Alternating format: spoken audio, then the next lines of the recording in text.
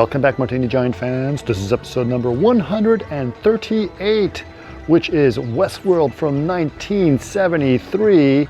That is directed, of course, by Michael Chricton and, of course, starring Yul Brynner in a very interesting role. And we paired that with Ex Machina from 2014, directed by the now somewhat controversial Alex Garland. This is fantastic movies. Obviously, this is about robotics. It's about AI. It's about how AI affects us. And of course, this is something that I think is very fascinating. But we also just talk about the concept of how people talk about these things and how it's going to affect us today. I mean, how much of this is really going to be an issue for us as a people. But also just the idea of filmmaking and what that's about. A lot of things about how men act in the world, because both of these films seem to be very much sort of making a statement about men's actions and how men act macho or very male oriented. So love this, really cool stuff. Really interesting episode, and I'm very excited that we're able to cover it. A couple of announcements. As you guys may have noticed, it's been a little hard to us to get our Saturdays going. We're very busy on some internal projects, which I am so excited to be able to talk to you about very near in the future. I can't talk about it right now, but there will be news about this. And yeah, we're doing something really fun together, so hopefully you guys will get more involved. But yeah, this is a really fun thing that we're doing, and at some point we're going to want to let you guys know about it, so stay tuned for that. But for now, please enjoy episode number 138, which is Westworld and Ex Machina. Hey, EJZ's here. Okay, I know it's going to be. We're gonna jump into it now because he's on Norwegian time. Okay, all right. And so we gotta do that. Yeah. And speaking of Norway, one of our films was filmed in Norway, Ex Machina. Ex Machina, very much beautifully shot in Norway. So we will be talking about that. But unfortunately, I do think we should start with Westworld because this is kind of that makes sense, right? Yep. It's Westworld and Ex Machina. Wow. I hadn't seen Westworld in a long time. I remember it more as a kid. Mm-hmm, sure. I have so many feelings about it suddenly. Terminator 2 are you talking about, or Westworld? Westworld. Yeah, like exactly. I literally just watched these back to back before the show, which was great. So did I. That's not very professional. It's okay. terrible. I crammed it in. It's just like in there. I was actually, because I've seen it a lot. I hadn't seen it in probably about 10 years or so. This is the first time I've seen it in widescreen, because every other time I've seen it like shitty TV. Yeah, like super cut off and really blurry. And so it was a brand new, it was like Westworld Super HD. It was actually pretty awesome. And there's parts of it that I loved. There's some great stuff in this movie. Yes, it's kind of a lot of shots that reminded me of Terminator 2. Oh, yeah. And styles of directors today. Yeah. Yeah. Even in Ex Machina, using the corridors as a way to build tension. Yes. Like all that stuff. And that's 1972, 73. Yeah, we can talk about Ex Machina in a bit, but I think you're right, Eric, that clearly the director of Ex Machina loves Westworld. Like there's a lot of nods to that movie. It was really interesting. Yeah. But yeah, no, Westworld is sort of like both a shitty B movie and a really interesting good movie. That's right. Like it's not like a good movie in and of itself. Like it's a mediocre movie. It's like a TV movie. It's a TV movie. It starts off like Love Boat. They're about to go on a cruise. It has fucking Dick Van Patten in it. So it's eight is enough. Exactly. Like there's only it's shot on a Western set that and I was like, is this the same set they used in the Brady Bunch where the kid was putting the beans in the flashlight? Yep. It's like, I think it is. Yeah. Jim Backus is in the all that stuff. But yeah, it's very TV, but it is it goes beyond TV. The slow-mo stuff was awesome. Oh, it's great. Very Peckinpah. Very yeah. I was like this very it's weird in the jarring mix of raw TV mid 70s Brady Bunch style, right? And then suddenly it goes to super violent Western slow motion a la Peckinpah, and it was really interesting. Like I don't know if it was intentional, but it really worked. I think.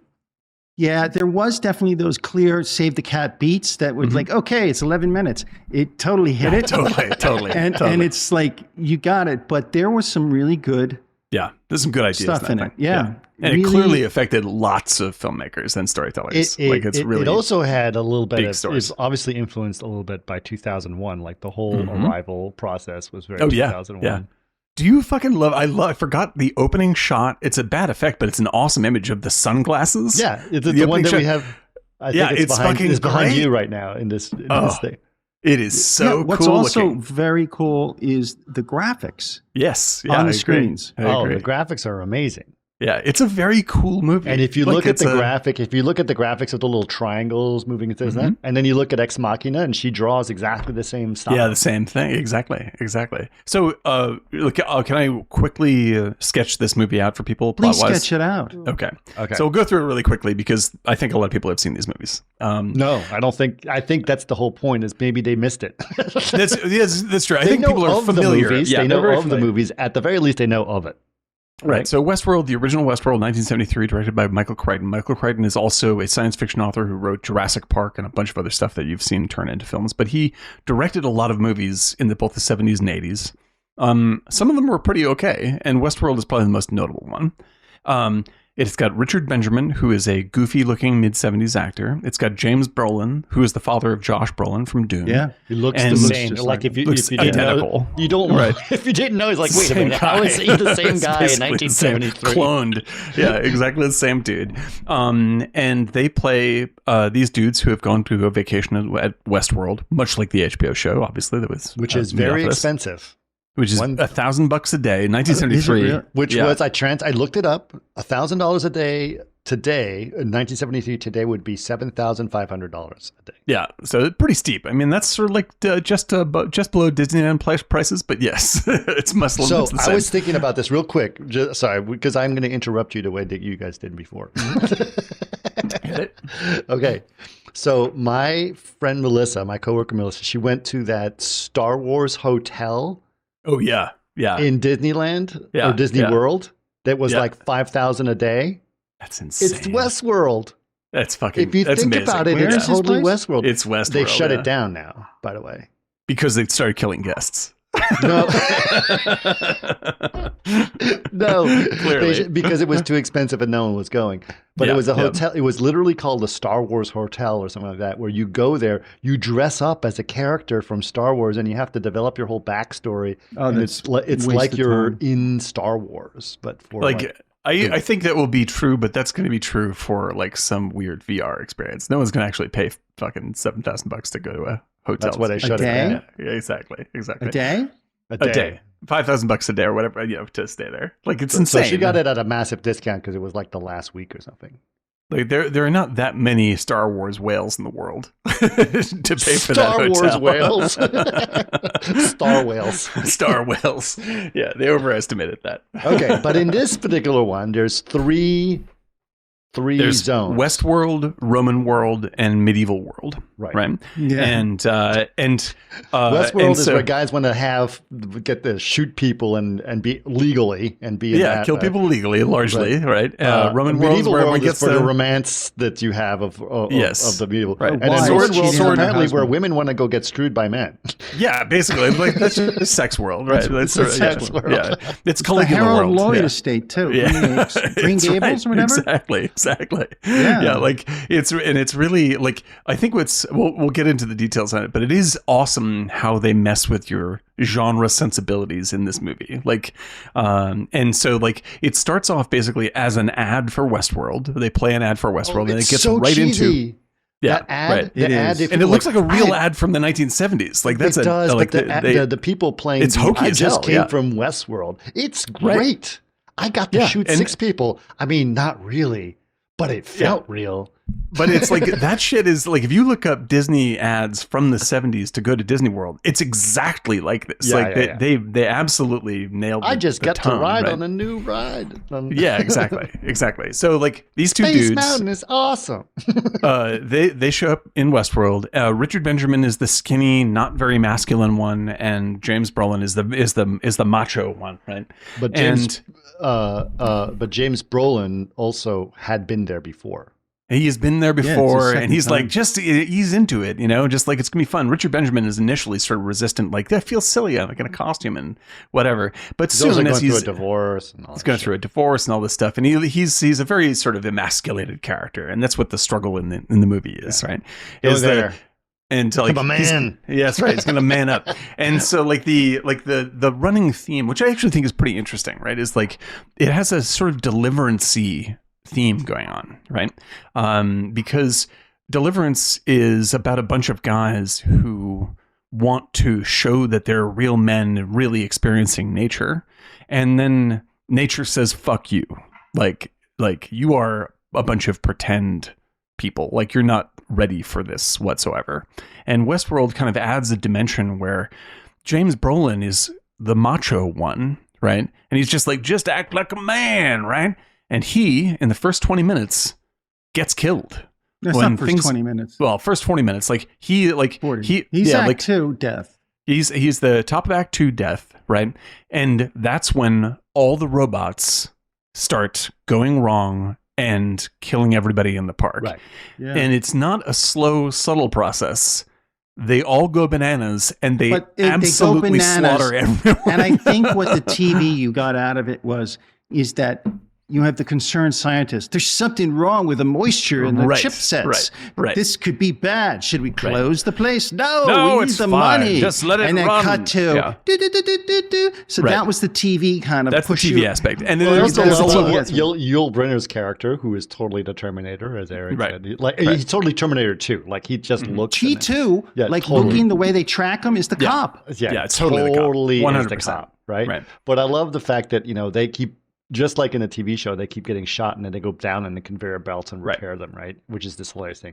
And then so he gets shot, and everyone else is getting fixed for odd, weird errors. And so what's wrong? It's like, actually, nothing's wrong with him. We're just going to add a more intelligent chip, better eyesight, better ears. It's like, whoa, hold on. and much While like everything else is going wrong, I wouldn't make this guy more dangerous. And Michael Crichton's obsession in terms of his writing, right, is technology that starts to get out. Like no single person knows how the technology operates anymore, and it starts to develop problems that we can't track. This is true in Andromeda Strain. This is true in Jurassic Park. It's true in like all of his stuff. And in Westworld, like something has gone wrong that's sort of spreading like a virus between all the machines. And they don't define it at all. They don't define it at all. Right. And which is kind of nice. I can think that's actually kind of great. I'm glad that they don't get into the weeds on the tech, right? Because like it starts to feel very much like AI today, where it's like large language models are a black box. Like you don't know what happens inside them. That's part of the design. And so the output is very surprising. And with this, like something starts to go wrong. Well, they said they even said it. It was like, we don't even know how half these things work. Part of them were designed by computers.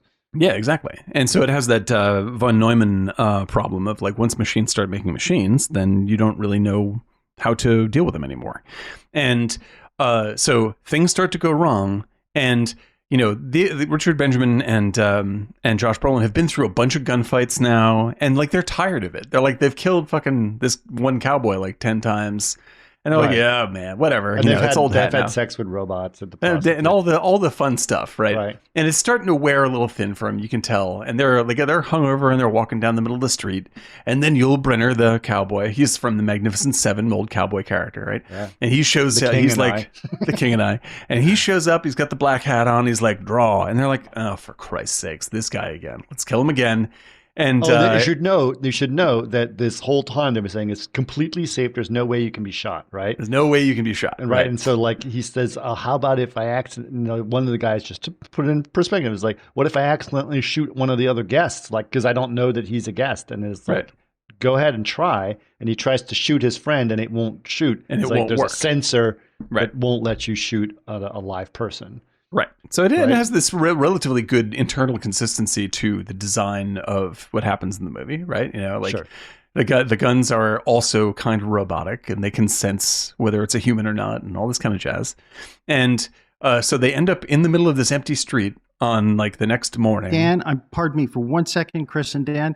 I'm putting in the chat the michaelcrichton.com has this whole kind of cool page on him making Westworld. Oh, that's great. Awesome. okay. Right? Yeah, go check it out. It's so fun because it has the script, original script scans. Yeah, that's great. Yeah, it's fun. And so they get into this duel, and Yul Brynner, cowboy robot, just shoots James Brolin down, kills him outright, right? And James Brolin is like, "Oh, I'm shot," and they look, and like Richard Benjamin's looking at him like, "What the fuck is going? Is this real? What's happening?" Oh, and he got bit by a snake today, which is also and earlier got bit by a rattlesnake, and he's like, "It's not a real snake." He's like, "Of course it's not a real snake." And then all the computer guys are like, "Why? How did this happen?" Blah blah blah. But they refuse to shut the park down, a la Jurassic Park, right? And so this is a very proto Jurassic Park is just a repackaging of it's Westworld. It's a repackaging of Westworld, absolutely. No, totally true. And so once he's dead, like Richard Benjamin doesn't know that already robots have started fucking going house everywhere in all of the worlds. Mm-hmm. And he is on the run from Yul Brynner for the rest of the movie. Like, and it just turns into a Western where the bad guy is hunting down the good guy in the Old West. Right. Like, and this is like a half an hour at least. And there's very little for a long time. There's like very little to break the illusion of being in a Western, right? No, there is. There's plenty. That's the thing. That's there's little sort of twists. So interesting. It starts off total, running down the canyon kind of situation. Right. Oh, but then it hits like the guy in the golf cart. The guy in the golf cart, like trying to change tires. Like, you got to get out of here. The robots have gone crazy. And it's like, what? That's what's fun. To explain the whole what's going on, because without a doubt. I mean, it's good. I think it's good. Yeah, there were a lot of those devices in there that kind of pushed Well, I think through. what's really sort of fun about it is that like it's very easy to slip into the mindset of watching a Western, and I start accepting it as a Western if it goes on for more than 3 scenes, and then suddenly a dude in a golf cart shows up trying to change a tire. And I'm like, whoa, what the fuck is going on? Like, this is truly weird. Yeah. And like when he crosses over into Roman world. Yeah, like he's running down a stream, and then suddenly there's these Roman sculptures. Yeah, and your head just goes, wait a second, I was watching a Western, and then it disassembles into something else in a very like Mel Brooks Blazing Saddles kind of way. Talk about it. Yeah. He just shot it like a fantasy. It's great. Like, it's really terrific. And the thing that I love about the movie is that it isn't just the novelty of like robot, cowboys. It really messes with your head as a viewer in terms of the genre that you are plugging into. Like, it keeps on, it plays out as a Western and then fights again. It keeps on breaking the fourth wall of that Western for you over and over and over again. And there was that Jim Carrey movie, pardon me. Remember that? Something World? There's one of the best movies ever made. It's Truman Show. It's incredible. Beautiful movie, incredible movie. But yeah, there's a Truman Show element to it, and like there's what I liked about it is like it really is. We are in like when we're watching a movie, we're in the amusement park. Like the movie itself is the amusement park for us, right? And we get to pretend like we're in the Old West and whatnot, and all these things are happening, and then it shatters that, and it's one of the few movies that breaks the fourth wall without breaking the fourth wall. Like, it doesn't break the actual fourth wall; it breaks the fourth wall within the context of the film, and it makes me aware of my own situation without sort of messing up the movie itself. Like, I'm hyper aware of the movie's technique. At the same time, I never leave the movie as if it's a joke. And it's really interesting and like an artful twist to a very B movie idea. I think it's really, really terrific. Like, it's a strangely good movie for being such a weird B movie. Interesting shot, but it doesn't work with the chasing through the West. But they do these wide shots, and you see how they're just kind of encased in the whole village. Yeah, everything is just kind of parked into this kind of other area. So it's the Truman Show where he hits the sky and it's the wall. Yeah, and Truman Show is great because like there's a thing I love the Truman Show, and like I had an epiphany watching the Truman Show for like the 12th time. Right, there's a scene in the Truman Show where Jim Carrey is he's already like very confused as to what's happening. Right, and his dad drowned when he was young, right? And we know he drowned. The guy didn't actually drown. He was trying to tell Truman that it was all fake, so they killed his character. as part of the Truman Show, right? But to Jim Carrey, it was a real experience, and his dad really died, and they wrote it into the story of the show. And so to get Jim Carrey back on board with believing what's happening, they have the actor who plays his dad come back, right? And he sees his dad, and he starts crying, and he goes and hugs his dad, and it's a super emotional scene. And in the middle of the scene, I'm like, wait a minute, I'm the one who's crying, and I'm crying because Jim Carrey, an actor, is pretending to be sad over seeing another actor he doesn't know is an actor. But the only one who's being faked out really is me. Yeah. Well, this happens to me at something like that, something similar concept. When we get to Ex Machina, there's similar things that what I was thinking about with Ex Machina as well. But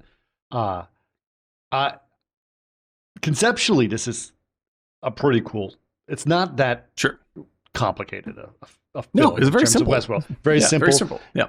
But there was something about how it was filmed, how it was edited, that sort of broke it constantly from that TV look. Yeah. Because it very much feels like this might as well be an episode of Love Boat. I mean, it's straight up peck and paw when those gunfights go off. But there was also some other weird angles and some strange. And Yul Brynner's got that. He filmed it like a fantasy, though. They were talking about, Yeah. and it's like that's that kind of look for that period. You know, it's like, and even the art direction. Yeah, absolutely. And I think that let's see, like when did Andromeda Strain come out? 71, right? 71. So he's actually influenced by the movie made out of his own novel, because this feels extremely Andromeda Strain. Like the photography, like when it gets into the weird sciencey stuff, like that feels exactly like the way that Robert Wise did Andromeda Strain, and has that strange, super techno 70s tone. Like even the way they do the pixel vision camera, which was brand new for this movie. Like there's this weird, distant technical flavor to it. That was coolest, and that was the first time ever that there was a live action live action was mixed with computer graphics. Oh, it's awesome. It's basically the first composite ever done. Yeah, or it's CG really composite. It's really cool. But yeah, like I think that because I also watched the Westworld show, and the first season of Westworld is quite good on HBO, but after that, the seasons kind of fall apart, and it's because it's too detailed and intellectual that it just gets sort of up its own ass after a while. Too explainy. But that's why if you shoot it like TV, it has a broader audience because you have to. This is very simple. Yeah, it's very, because it's so simple and it's made of nothing but iconography. It feels like a much deeper experience. Like you're never questioning the setup because it's so. It's such a simple setup that you just watch it like it's an example of itself, right? Yeah. It's not like you don't wonder about the economics of the Western towns in a John Wayne movie. Like you're watching a Western, so you just plugged into it. Oh, and this is totally like Western, right? It's like it shows itself like, oh yeah, I'm a Western, and all the tropes are there, right. and to we have been having an obsession with Westerns recently, and so it's just really funny to see like those exact tropes put in there. Oh yeah. Yeah. And it's awesome. Drinking whiskey, and it's funny. They go to the bar, right? Mm-hmm, and the guy asks for a martini, which I think is hilarious. yeah, exactly. We do a similar thing in a project we're working on. It's very funny. And that's for a martini is like, no, you get a whiskey. And like, okay. Don't be so fancy. But I mean, like that is don't be so fancy. It's like this is like this is the kind of thing that I love. What comes out of the simplicity is like all you need is like these little twists to make your brain run on the concept, right? And so like it gives you these little breadcrumbs of the idea in a very simple context, and then lets you think about it, because there's plenty of time of just watching guys running around on horses. And like so like when it has like you have Brolin as the super macho character, and Richard Benjamin is the sort of like the nerdy guy, right? In any other movie prior to this, you would not have a Richard Benjamin character in this. You'd have a Charlton Heston character who's like, I'm the tough guy who really understands what men are all about, right? Well, that's what Brolin is in a way. That's what exactly. But he's more Mr. Nice Guy. They plug Brolin in as that role, right? But that gets him killed. To dismantle it, like it's great because like they plug him in and he's just like, the way to get by in the Western town is to literally act manly, as opposed to actually be and have any positive masculinity at all. Because it's just like just act like a that's fucking what he tells douchebag. the guy the whole time. Is like, yeah, been there, done that. It's like, just have fun with it, man. Get into a bar fight, whatever. Like do all this stupid shticky bullshit that you would expect. Like that's like act like man in the movies, like tough guy, right? And this is what gets his fucking ass shut off. Like, like it's pretty great. I mean, just like this act coming up against actual danger, the MAGA style bullshit version of masculinity, like doesn't work because it's a put on. Like it's dress up. Like Richard Benjamin is the nerd, but he actually has to fight for his fucking life. Have an AK-47. Yeah, exactly. Like that's dress up. That is dress up, you know. And like all this acting like a tough guy bullshit gets you killed and puts people in a bad situation. Richard Benjamin is the nerd who's just like, oh shit, I'm really in trouble. As much tough guy as just kind of like. He was very much like, yeah, just have fun with it, man. He was like relaxed surfer dude in a way. He didn't need to listen to the thing recording because I've done it before. I'm just here to do another one. I'm here to lean into the stereotypes of the Western. Like, this is fun. Yeah, right? But Eric, I agree with you. But at the same time, he's also the one's like, I dare you to shoot me. Yeah, right. Exactly. So he's being tough guy that way. Like, he's just being a stupid frat boy. That's exactly right. And stupid frat boy is a tough guy sometimes. That's what I mean. It's like the trope they're deconstructing is the idea of acting like a tough guy. And Brolin is very much he's leaning he's not a jerk. Nothing will ever happen to me. He's the feeling that nothing will ever happen to me. So don't worry. Right. So like feels very comfortable putting on this performance of nonsense macho-ness because it's just like a fun thing to do, and this is the setting, right? And it's a put on. It's an act, right? But it is a put on. Like actual real danger is real danger, and that's what Richard Benjamin is truly in. And so and the next level beyond that is that I love the casting of Yul Brynner, who is actually quite a masculine person. He broadcasts very real strength, right? And he is at the ebb of his career when he in order to get some money, he takes this fucking shitty B movie, right? And when he's at the bar and these two mid-70s lame ass TV actors are like the stars of the fucking movie, and he's sitting there he's not a lame ass TV actor. Richard Benjamin was Goodbye Columbus. I'm talking from I'm talking from Yul Brynner's point of view, where he is the Magnificent Seven, right? Yeah, I get it. Right. And so he's at the bar and he's being paid scale to be a fucking robot in a B movie. And you're a robot in a Western. Okay. Okay, great. And when he turns to them, and we like you because you do Westerns, right? You did Magnificent Seven. That's you used to do those old ones, right? And the fucking vitriol in his voice when he's just like, "You're a little sloppy with your drink." I'm just like, he fucking sells it so hard, and it was like, "Draw." You're like, better get this boy a bib. Yeah, go back to your mama. This dude is dangerous because he's really pissed off. I mean, Yul Brynner is pissed off, you know, and it adds such awesome energy to this movie that you're just like, yeah, I'd be afraid of Yul Brynner. Like, you nuts? This guy's great. Well, he is terrifying. Yeah, he's great. He walks in and he walks like a robot. Okay, that's one thing. There is a physicality. He was a trapeze artist. Yeah, that's right. Yeah, and apparently so he's like 5'1". Yeah, he's short, but you can tell he's short in the movie too. Yeah, but he's from Russia, but he definitely has a physicality like a dancer. Yeah, and there was something, and it's just the way he walks and moves, and he's smooth. He's got he's got a fucking little bit badass of man. There's no two ways about it. A little bit of a Fred Astaire walk to him, right? But it's it's a bigger distance between these two than if you had a movie where it was like, Elliot Gould in 1973 versus Steve McQueen. Like that'd be pretty strong. But Richard Benjamin versus Yul Brynner is like cartoonish. Like Richard Benjamin's like little stick boy.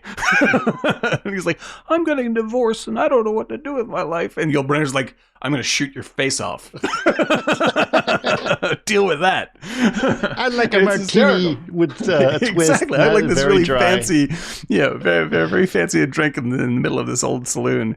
And like that, I like that it sort of both celebrates the old school Westerns via Yul Brynner, sort of makes a commentary on the status of that, the strength of that performance and his kind of personality, versus the new 70s actors and TV actors. At the same time, it also dismantles the, like I said, the MAGA style performance of masculinity, and says, you mean the alpha males, the alpha male bullshit stuff, right? And I'm just like there's it's sort of like it splits it both ways very, very cleverly, in a way that I was really sort of satisfied with. I was like, this is a secretly smarter movie than it lets on. Yeah, the other one that I love is when she's the servant in Medieval World. And the guy tries to hit on her, and he's like, it's like, you don't know your ways, my lord. And she walks away, and they're like, and you go back to the control room. It's like, oh no, she's refusing the advances of one of our guests. She's broken. How come this woman is not acting like a woman should? Yeah, it's amazing. Like, no wonder they're fucking rebelling, you idiot. Like, how would you like to be the fucking robot in this situation? You want to kill everybody too. Yeah. And so like the meta aspect of it that is awesomely unsaid is that people are forced into roles all the time around you that you just sort of accept as their natural state, but maybe they don't want to be in that state, and they may be very fucking angry at you. And I think that like that's a brilliant sci-fi treatment of real social stresses. Like, I think that's like, it talks about sexism and negative masculinity and all sorts of stuff without talking about it. Like Westworld, the show, would talk about that stuff, and it's intellectually interesting. But it loses the audience. But it loses the audience. Yeah, to have a broader message. Yeah, this is a fucking Western. He always it's fun. reminded me of, like, I like Chricton, his books and his writing, but he's like Mamet, where his visual style is not as strong as his writing style. I agree. Yeah, he's not a great director. Like, he's an interesting you and I director. did. Eric was out of town, but you and I did a movie about the guy whose brain, who they his brain. Yeah, that's a shitty movie. It's from a Michael Chricton book. It's a bad movie. It's called The Terminal Man. That's right. The movie is almost unwatchably bad. Almost unwatchable. Yeah. The book is actually pretty good. It's actually a pretty decent book. What's his name? No, Richard Crenna, I believe. No. Who's the main guy in? Wait, I'll look it up for you right now. I thought it was Richard Crenna, but it was a bad movie. Seal, bad movie. No, God. Here, I'll get it. I'm on it right now. George Siegel? Is it George Siegel? George Siegel. I'm sorry. Yeah. George Siegel. Yeah, that's what it is. And that's the wrong side of this flavor. Right. Like, it has a lot of the same filmic flares and But didn't Chricton direct that too? Let me look it up. I don't think he directed that. Because I was just like thinking about like how there was some aspects of that story in here, but this was better done. Yeah. And when it starts off with this cheesy ad, also, by the way, it starts off super cropped in, so it's like it looks like a TV inside of the screen. His delivery of a message, isn't it? Yeah, it's true. That's a big thing for him. And it's like, it's so like, here, introduce you to the world immediately, and it's just so cheesy. Yeah, and you can tell it's so like, fun. These people are just like, ugh. So, okay, I have The Terminal Man. The Terminal Man is directed by Mike Hodges, who's actually a very good director. He did Get Carter. I know. And but for some reason, Terminal Man just went sideways. He also did Flash Gordon. Fuck yeah, what a great movie. Hedges? Yes. Yeah, like he is a very, very good director. But Terminal Man is just fucking, it's horrible. It's a really bad, slow, badly made movie. But that Chricton had a real, like, his books had that flavor. Andromeda Strain, the movie set that vibe, and it's a really unique form of 70s sci-fi that hasn't really been replicated. Like, it's very, like you're saying, 2001 feeling. It's a weird mix of 2001 and what's the Peck and Paw movie with the great gunfights? I was bad. Famous. God, it's embarrassing. It's where they kill everybody. It's The Wild Bunch. yes. The Wild Bunch. Yeah, so it's a mix of Wild Bunch and 2001. And This movie cost $1.3 million yeah, I guess that makes sense. It sounds a little expensive. for 1972. Yeah, I mean it definitely is like. I mean, 1973 saw some really good TV movies. Like Don't Be Afraid of the Dark is from 1973, and that would scare the bejesus out of me. And I think this was probably. This is still iconic. Like even like. Oh yeah. I think a lot of people will recognize. They'll see that picture of Yul Brynner with his face or whatever coming off. And they'll know. They'll say, "Oh, that's from that movie called Westworld." And a lot of people have never seen it. Clever effect shots too.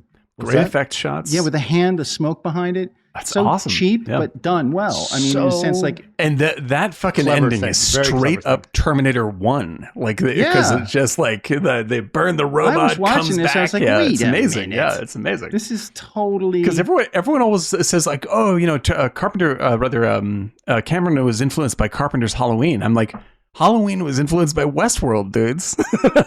Like, this is the first time you see that shit. That's hysterical. It is. Yeah, there was a lot of great practical stuff in here. Really cool.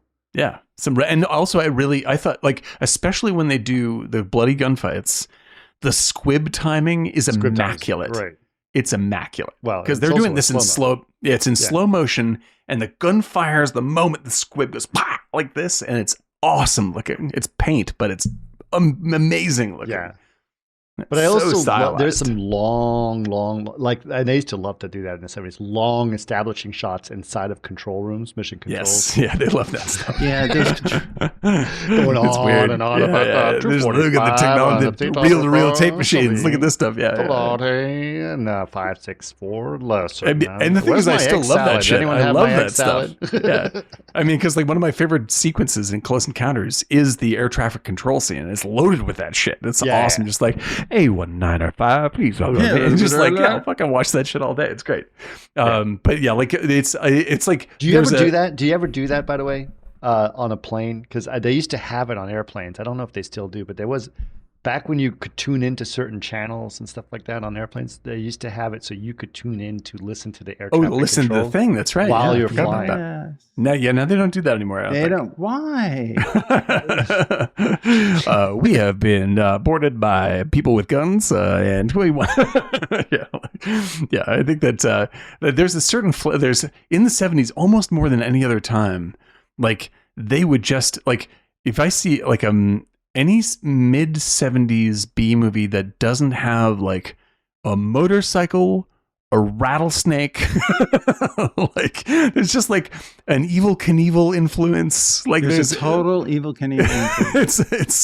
It has some really weird, very specific to the time elements to it. It's really funny, but it legitimately is an excellent B movie. And I really think that like the only thing I would critique it for really is that it's a little padded.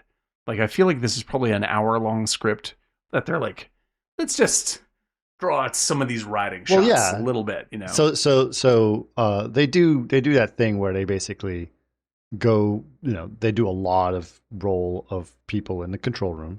Yep. They spend a lot of time repairing robots. Right, which by the way is kind of interesting. And the horse, and weird. Yeah, it's fun. The robot horse thing. The robot horse on the table is hilarious. The robot snake with the tinfoil in its mouth. Totally cheapest prop. They're like, who's got a dead snake around? Let's put some snake stuff with batteries, and you're off to the races. It's and then they had a chicken and a dog also at the end of it. I don't know why there's a robot chicken. Robot chicken, man. That's where the show came from, I guess. Yeah, maybe that's. But it had to have. Yeah, but so I just want to catch up in chat. We have a bunch of stuff from Dave 3D, also hit on Kings, which was me and McShane's first show after Deadwood. Great show. There will probably be no Terminator without Westworld. Perfect watch for this new AI world we're entering. I think that's one of the reasons we chose this. One of the reasons we're choosing these two things. Yes. Casey Ben has watched season 1 of Westworld, the show. Only I would say, Casey, stick to that. You're home free. Westworld, the show, hits a high note at the end of season 1 and then slowly turns to vapor. I think that's what happens there. No, I think stick to one season. Meaning, you should still watch this movie.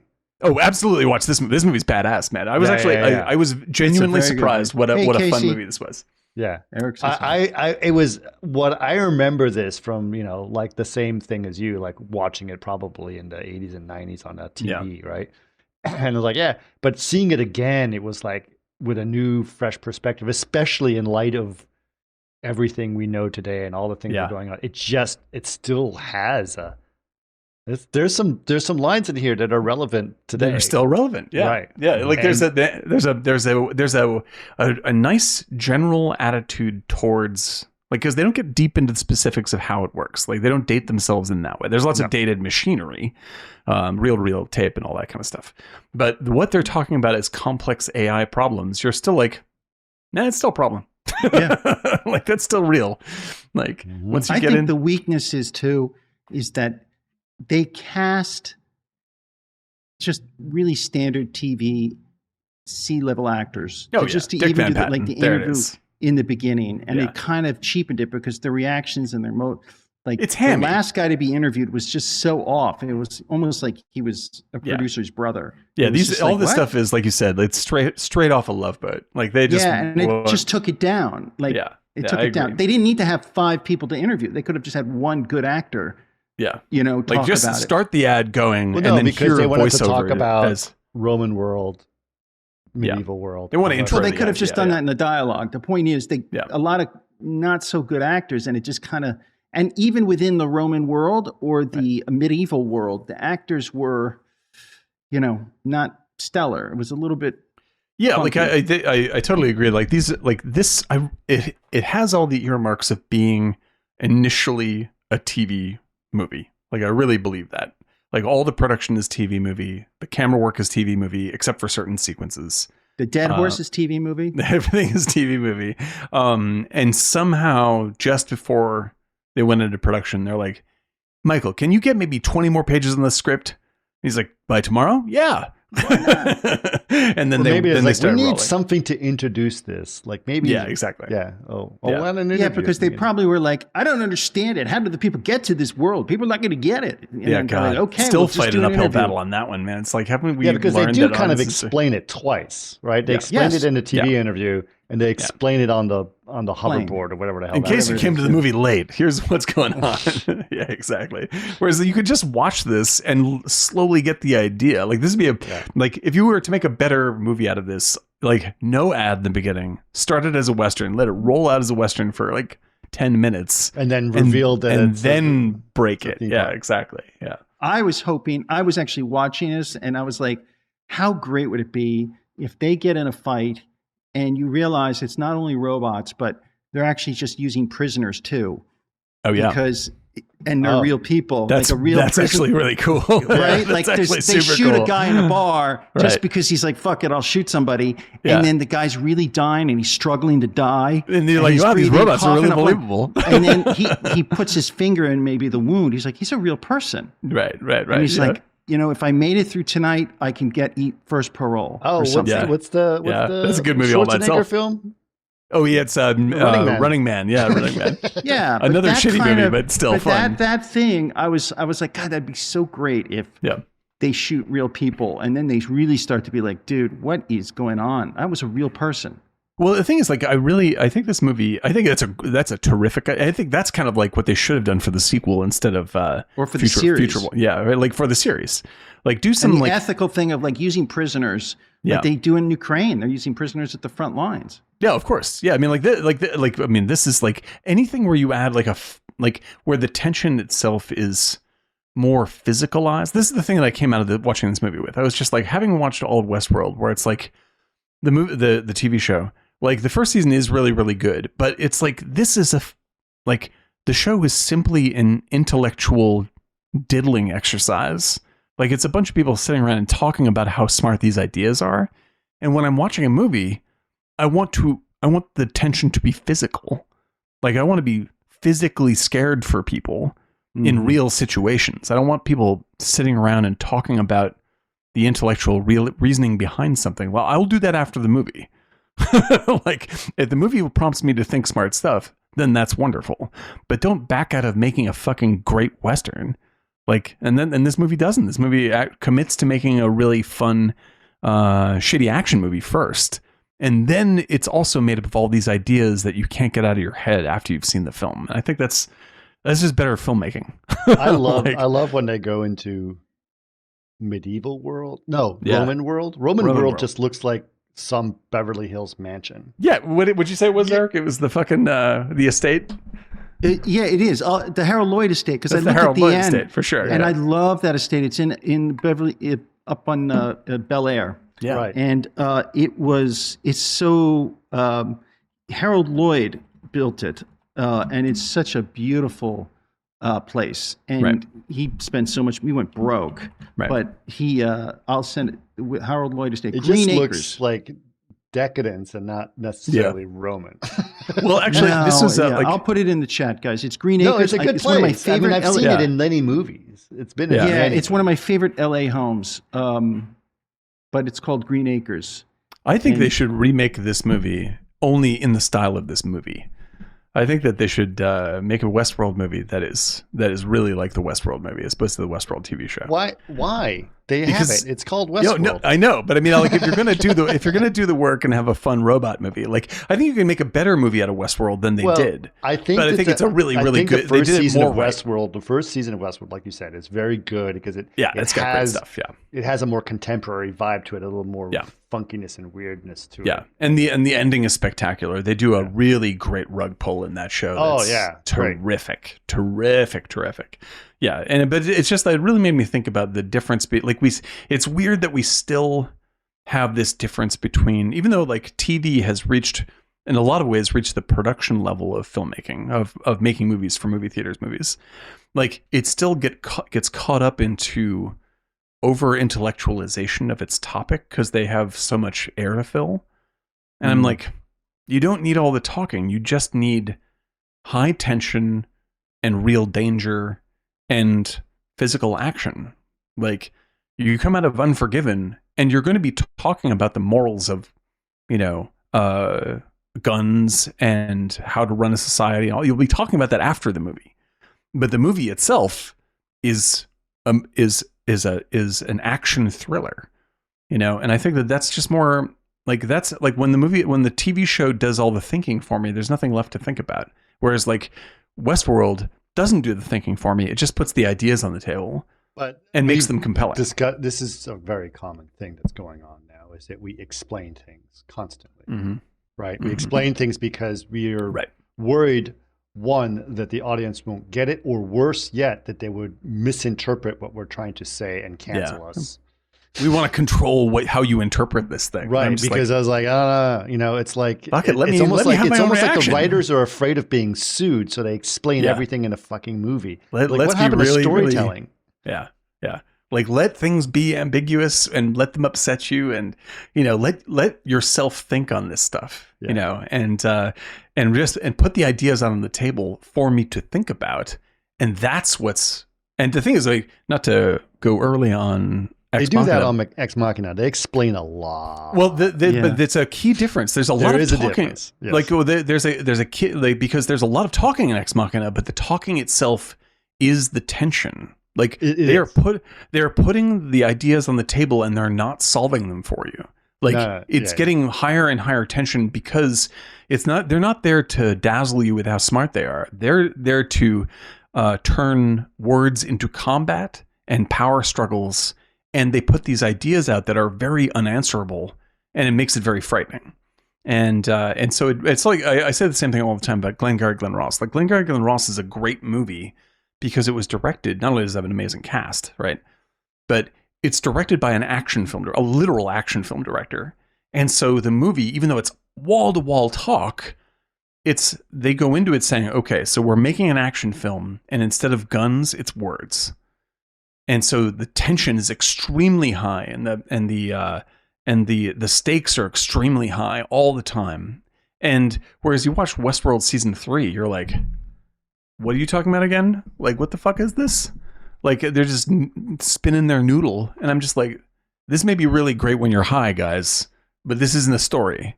Well, they took a story too far. Is it because they're trying to fill a long... Yeah. They took a story too far. Yeah. Yeah, they stretched Think one about idea. the Stretch it. We just discussed how Westworld, which is 90 minutes, was probably 30 minutes too long, and now Yeah. you're going to make 3 seasons out of it on 3 HBO. seasons. That is fucking. That's put a little too much water in the soup. Yeah.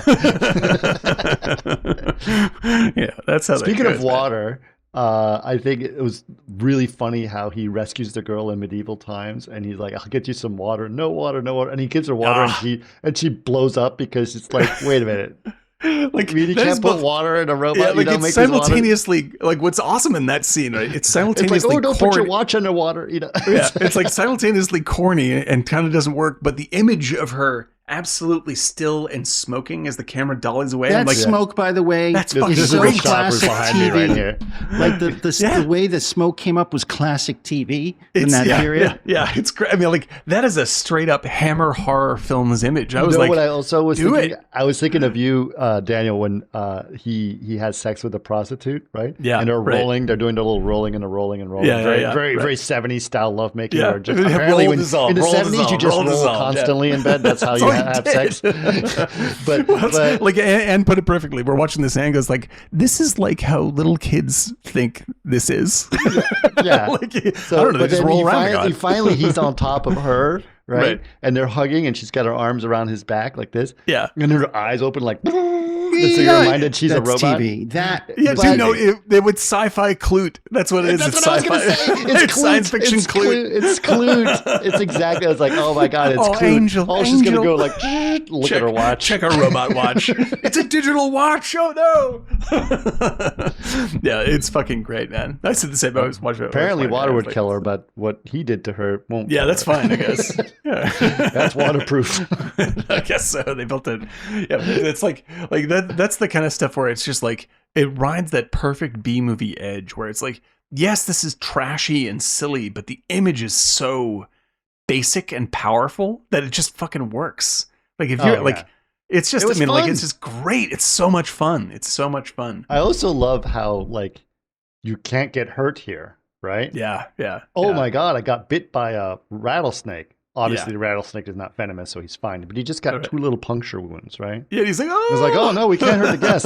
But then, like the next scene, they're enjoying a bar fight. Like and that was a smashed in the- classic bar fight, goofy, like It was Oh, dude. totally music. classic and goofy. It's great. Oh, dude! I was like, did they use part of this for Parallax View later on? I think it's the same scene. It's the same. It was so like class, but I'm like, you're upset about 2 little puncture wounds in your arm, and that's like so bad that they did that. Yeah. But getting hit in the face with a chair, Right, because That's like, fine. well, and it's sort of awesome because like that's the difference between those two things is one he is in control of, like he's in a fight with men, and that's like he's enjoying Yeah. it because it's like That's what this is men do. melee action, right? He Right. gets bit by a snake, and he's like, oh, you're just like I'm sure it hurts, but it's a robot snake.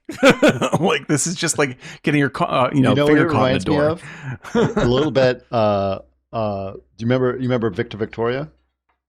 Oh yeah, great film. Victor Victoria, when he's like, he's going dancing with her, and he's like, he doesn't feel like a guy because he's with a man, with a man, Right, just, right. a woman, just a man, right? And so he goes to the bar to try to pick a fight to be a man.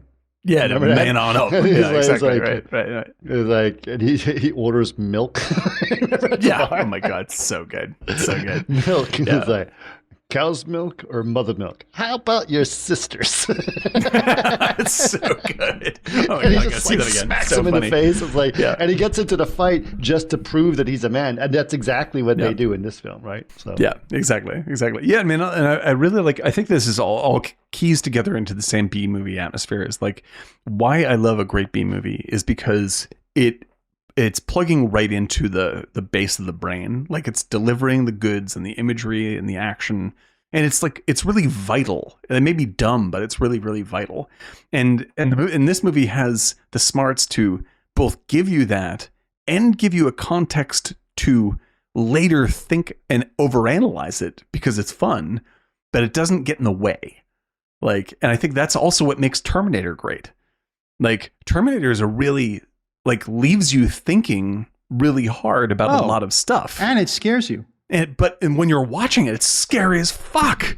Yeah. Like it doesn't stop being a great action movie because it wants to be smart for you. Yeah. I also love Yul Brynner's character because like he's programmed for one thing.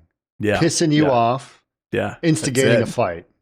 Get this man a bib. This man a bib. It's terrific. Go back to your mama. Go back to your mama. He only says like 4 things in the whole yeah. What a He was so blast. angry. Yeah.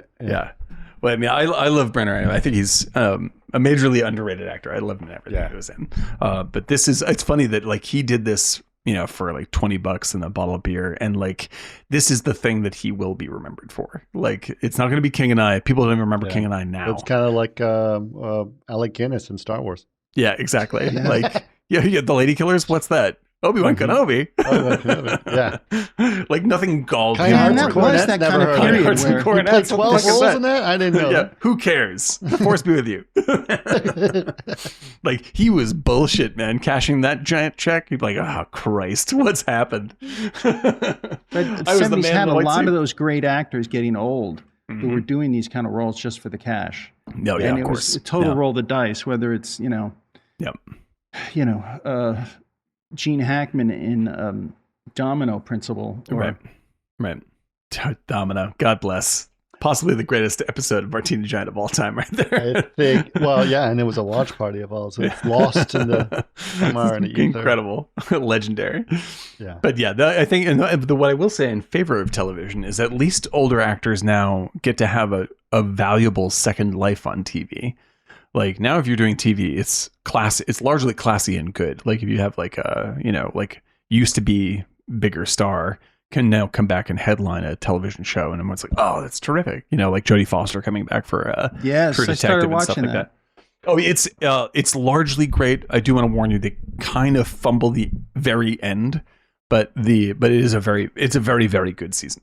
Jodie Foster, and she's terrific. Just did Nyan, which looks pretty. Yeah, it's a great comeback for her. It's really, really good, and she was great in that. And it was a pretty good movie, but she was dynamite.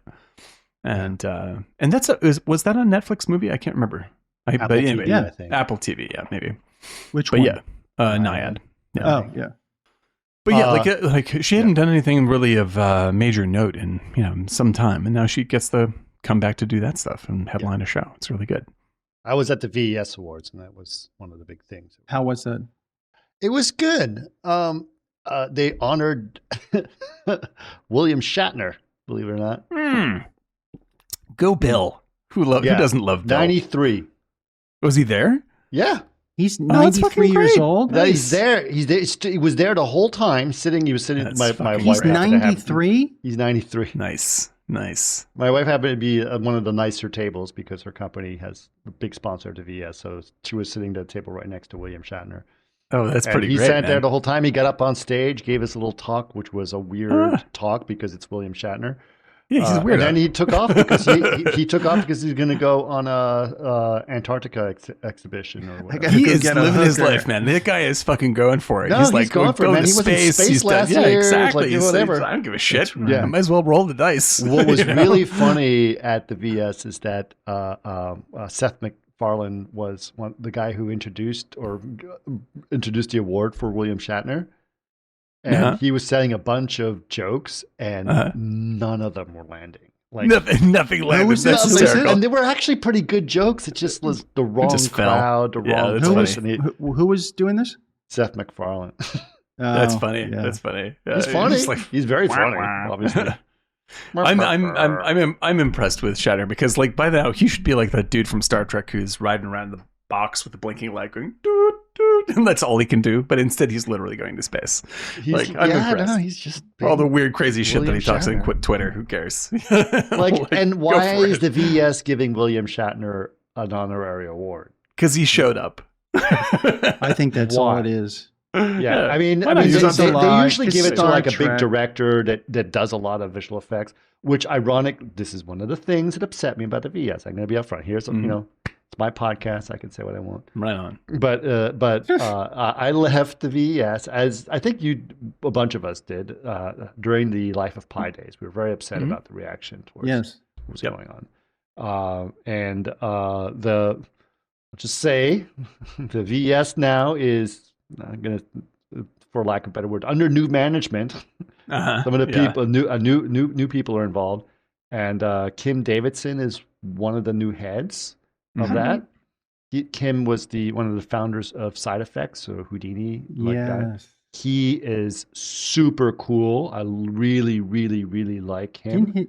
Oh yeah. And he's been on my podcast, by the way. If you want to listen to CG Garage, he's on that one. Awesome. And I'm definitely thinking about rejoining the VES. Oh, that's good. I'm glad that's ship now. That's better. Yeah, that's it's better. even better. Good, Was this a now paid the problem I advertisement? have with the event last night or on Wednesday is that it was actually just overbooked. There was so many people there, right? And they actually scaled back a bunch of things, and it was they scaled back too much. Oh, so, interesting. It was just very crowded. Right. Too much escargot. Too much escargot.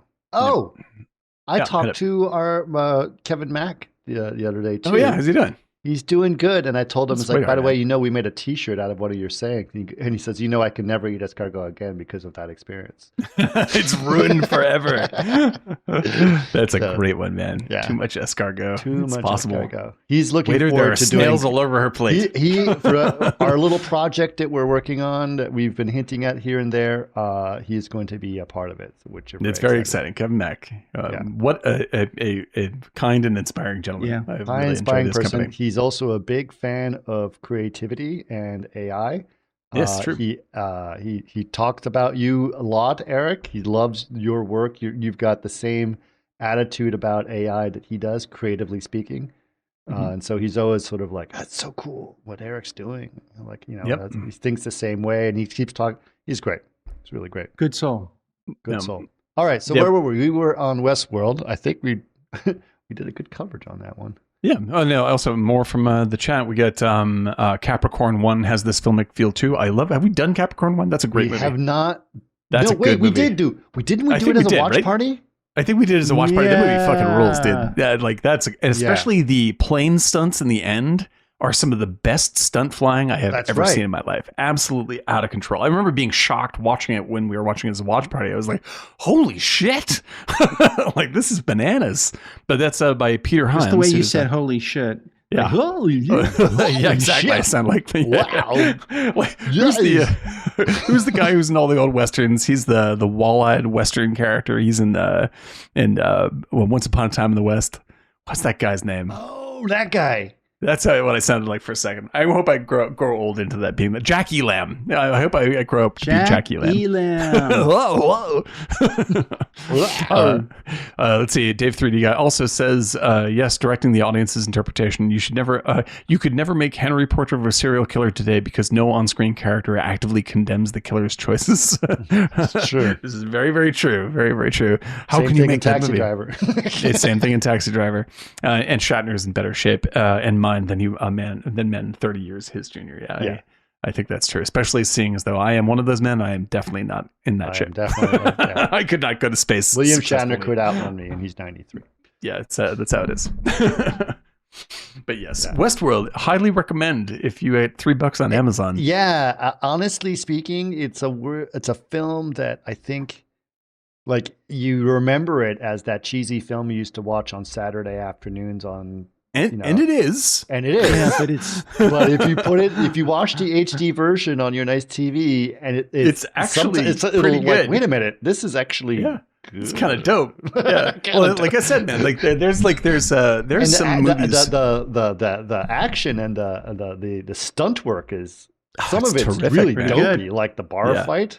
Yeah, but it's some of the really other stuff silly is fun too. Yeah, but the hunting down was great. Yeah, when he hunts him down.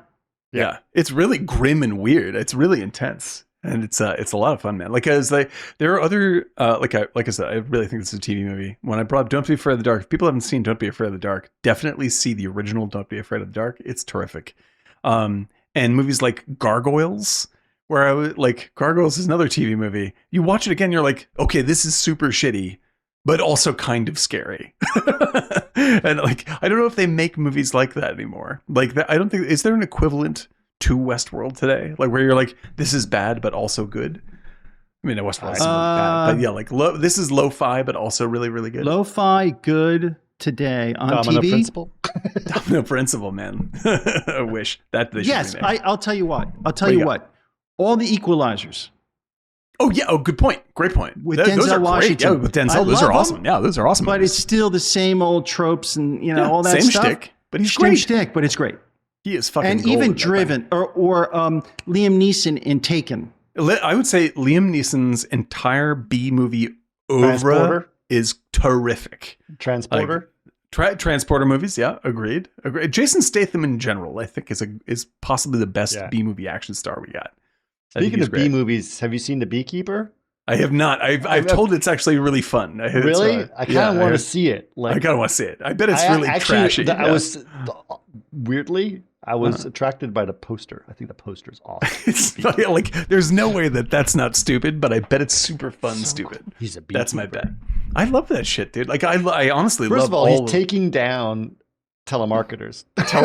Who doesn't want to see this? Scammers or phone scammers. Cuts off their finger and throws them over a bridge. This is what you want to see happen. It's not what they don't want it legally to happen, but you do want to fantasize about it. Have you watched on YouTube? There's all these channels of guys who hack into people that are scamming people in India. I've been following those guys for years on YouTube. Incredible. I love them. Yeah. They go in and they're really like, great. I know your name. They hack into their CCTVs. There's actually a terrific, if you listen to podcasts, there's a great podcast that's now done with called Reply All. Oh, yeah. And they did an episode, great show. They did a show where they investigated a scam operation out of India, and it got really fucking scary. Yeah, there's one that Mark Rober did with a bunch of other guys, and it got kind of dangerous.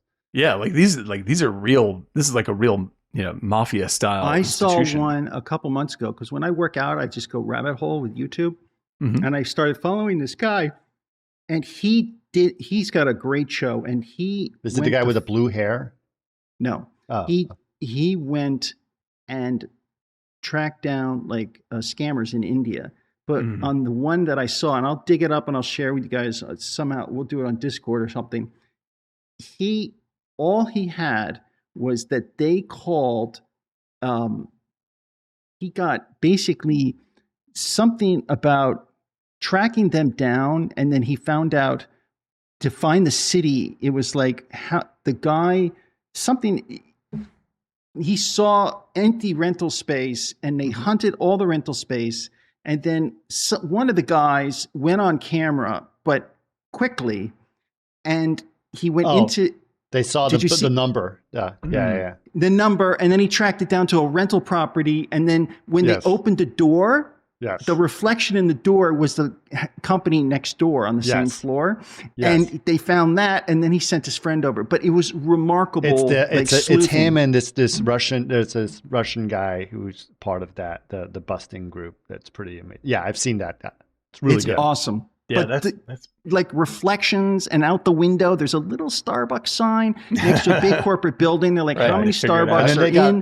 Then basically the problem is that and this is in the Mumbai police does not actually want to get involved because But then when they have irrefutable evidence, they kind of have to. It's kind of like that could be its own. You want a Netflix TV show, man? Like that would be a very satisfying, just fictional show to watch. Yeah, and I just think it's too dangerous. It's like the real thing is it's because YouTubers will do it for the YouTube hits. Yeah, then they'll take the risk, but a TV show won't take the risk. Yeah, it's real. It is actually quite. These are real criminals. These are real criminals. Yeah. Well, there's big money at stake. Yeah, so big money at stake. And it's vigilante too, which is also a problem. Vigilante is a bit of a problem. Yeah, I'm actually not super pro vigilante. Yeah, it's ethically sketchy.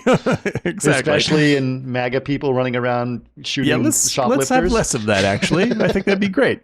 I'm not hardcore. A pro law, super blah blah blah, John Wayne style, but not Batman either. Let's not do that. I think that's probably a bad idea. But yeah, no, I think there's that whole I don't know, like that flavor of action movie where like Casey Ben says pure catharsis style movies. Like these are good to enjoy. Like I think they're fun to enjoy this when you're like, 'cause like when I think of like people getting, when their computers get locked up and held ransom, like at least 70% of me wants that to be a capital offense in which the person is killed.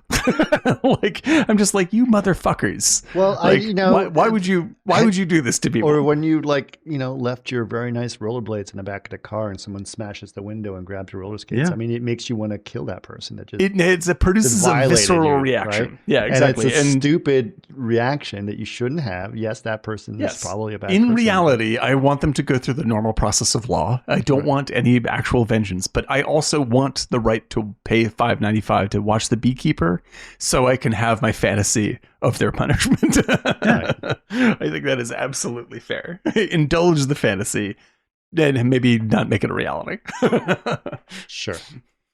Like that's where because I always say this, like the problem with the MAGA folks, right, is like let's say there's a lot of problems. Okay. But I will always say Republicans make the best action fantasies. Oh, they do.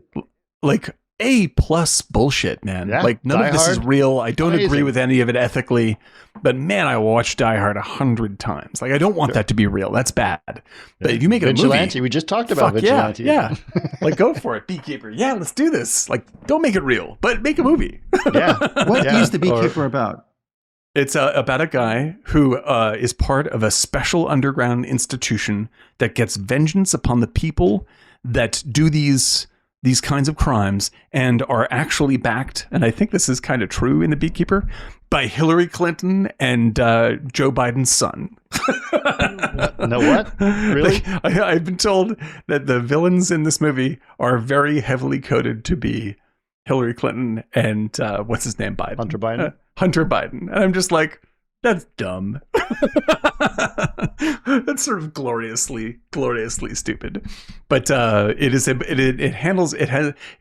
I was told that it handles both the left Death wing. Wish is another one, yes. Death Wish, yes, exactly.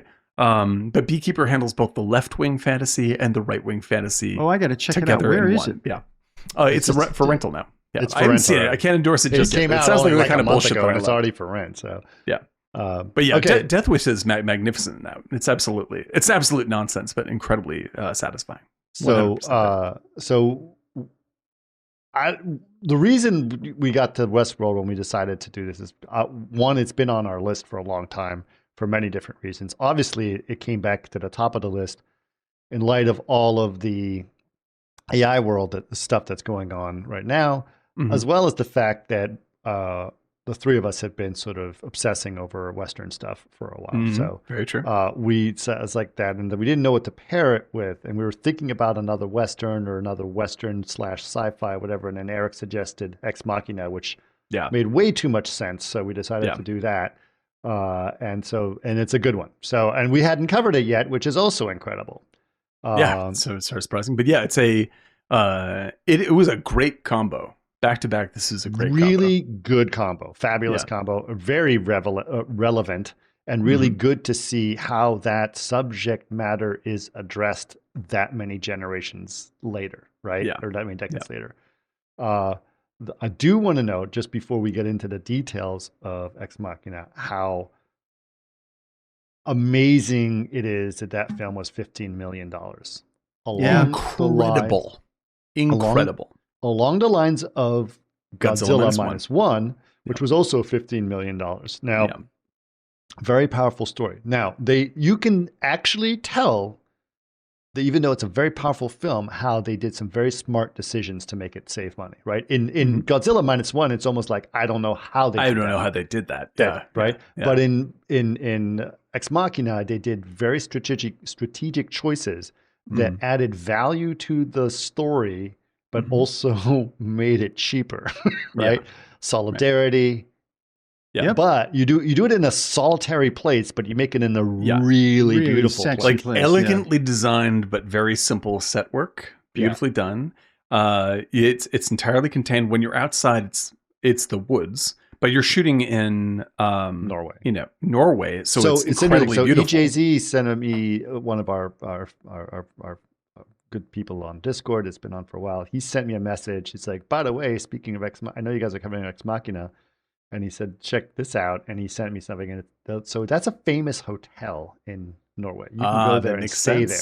Yeah, that's So I like get a good B&B out of that one. That sounds great. I like so that. So now it's probably reserved for years before you can get a room there. But you can go down the road and have Moss dinner at the super fancy restaurant. That's in Isn't that Amsterdam? That's Amsterdam. No, it's not. No, it's in Denmark. Denmark. Okay, there you go. It's incredibly lovely landscape in this movie, and it's cheap to film beautiful things that exist. Yeah, it's a plane ticket. Yeah, costs you airfare. Costs you airfare and a good lens. Yeah. But I would have paid $15 million for Oscar Isaac's beard in this thing. It's amazing. Yes. Yeah, my God, that beard is like Jesus. It's like a might as well get a supporting role theme in this. Oscar Isaac's it's really beard. Commanding. He plays a real good asshole. Oh, he's fucking terrific in this. You know movie. what I thought of? I had a memory that it was Jon Favreau the whole time because he had that's awesome. That's great. Yeah, I was like, wait, no, that's right, it's Oscar Isaac. But I was like, oh, is it Jon Favreau? And like, no, it's Oscar Isaac. So that's how good he is. Like he just plays that guy. Oh, he's such a great douchebag in this thing. Perfect tech bro. Absolutely tech flawless. Bro, beautifully well done. Right. Yeah. Because he's not playing a mocking version of that. Kind of like that guy. Yeah. Like he's not playing a mocking version of that. He's just playing it so accurately that it's a critique. You know? Oh yeah. And it's flawlessly delivered. I mean, Isaac's one of the best actors going. What are you gonna do? That's just how it is. Yeah. But like it's such Except for him and all the Star Wars shit. He does the very best you can in that situation. I think that's money. Just it's vigorous, man. He doesn't. It's like Yul Brynner in Westworld. Yeah, exactly. That's him. I wish if Yul had gotten paid that money. Whew. Yeah. I have a question to ask you guys. You shared an article the other night about Tyler Perry. Yes. Sora. What are your feelings about it now that a couple days have passed? The AI thing. Yeah. Yeah. You want to explain that? So the article says that Tyler Perry, as is actually one of the second richest guy in Hollywood, even though he's a mover and a shaker. There's no so he's worth a lot of money. Yeah. Like he's like I'm very impressed by Tyler Perry. He is right in front of Jerry Seinfeld in terms of his. He's a billionaire and a really he started hardcore business person. And he's really decided to sort of break free from Hollywood proper geographically and move to Atlanta. So he's one of the biggest proponents to the film presence in Georgia. Yeah, is him. And he was in the middle of building or something. He had a loan. He was going to start $800 million $800 million studio. He was going to be like 12 stages and a bunch of work and sort of really expand his filming premise in Georgia, and he put the whole thing on hold because of Sora. Because he saw the Sora demo that came out on YouTube and paused. Says we don't know where filmmaking is going. Pause. I think it's an overreaction. Honestly, well, I think it's partly. I think it's a PR reaction. I'll put it that way. He's a smart guy, and I think he's doing reasons for the cancellation. Yeah. I'm not saying that he's being stupid. I'm just saying it's where's the industry going to be? It's not just Sora. It's like the industry is contracting. I got to pay this $800 million off on a 10, 15 year. So it's like, is this a smart in 15 thing? years? This is like in the 15-year term, he is correct. I think that in the near term, he's very wise to sort of push things in that direction, which will make it easier for him. So it's a good PR business move, and it sort of gives him a reason to get out of a contract that's probably going to be too expensive in a contracting environment. Yes, I think everyone acted a little too strongly to the Sora videos. Those Sora videos, there's only about 6 or 8 of them. No, there's more. There is more, but the ones when they first came out, right? The ones that everyone's sharing. But the website has 4 layers and there are 8 in each layer. Okay, but they're not, considering that most people make 25 images a second on everything else. Right. There's not that many. But they're training them with video. I understand. Like I think that it's very cherry picked, and even the ones that are cherry picked have major flaws in them. They're also interesting to look at, but there's no clear sense of direction of how you of can course. direct them to It's do a anything. tech demo. It's no, Right. there's nothing It's a tech directable demo, about this stuff. but Yeah. Absolutely. Dan and I made a film together like 5 months ago, Dan. Mhm. Yeah. The quality has... It's extraordinary. Yeah. The leap is extraordinary. And it's so This is something we thought in 5 years. Yeah. And like I think that it's sort of like I'm in the middle of this because I think that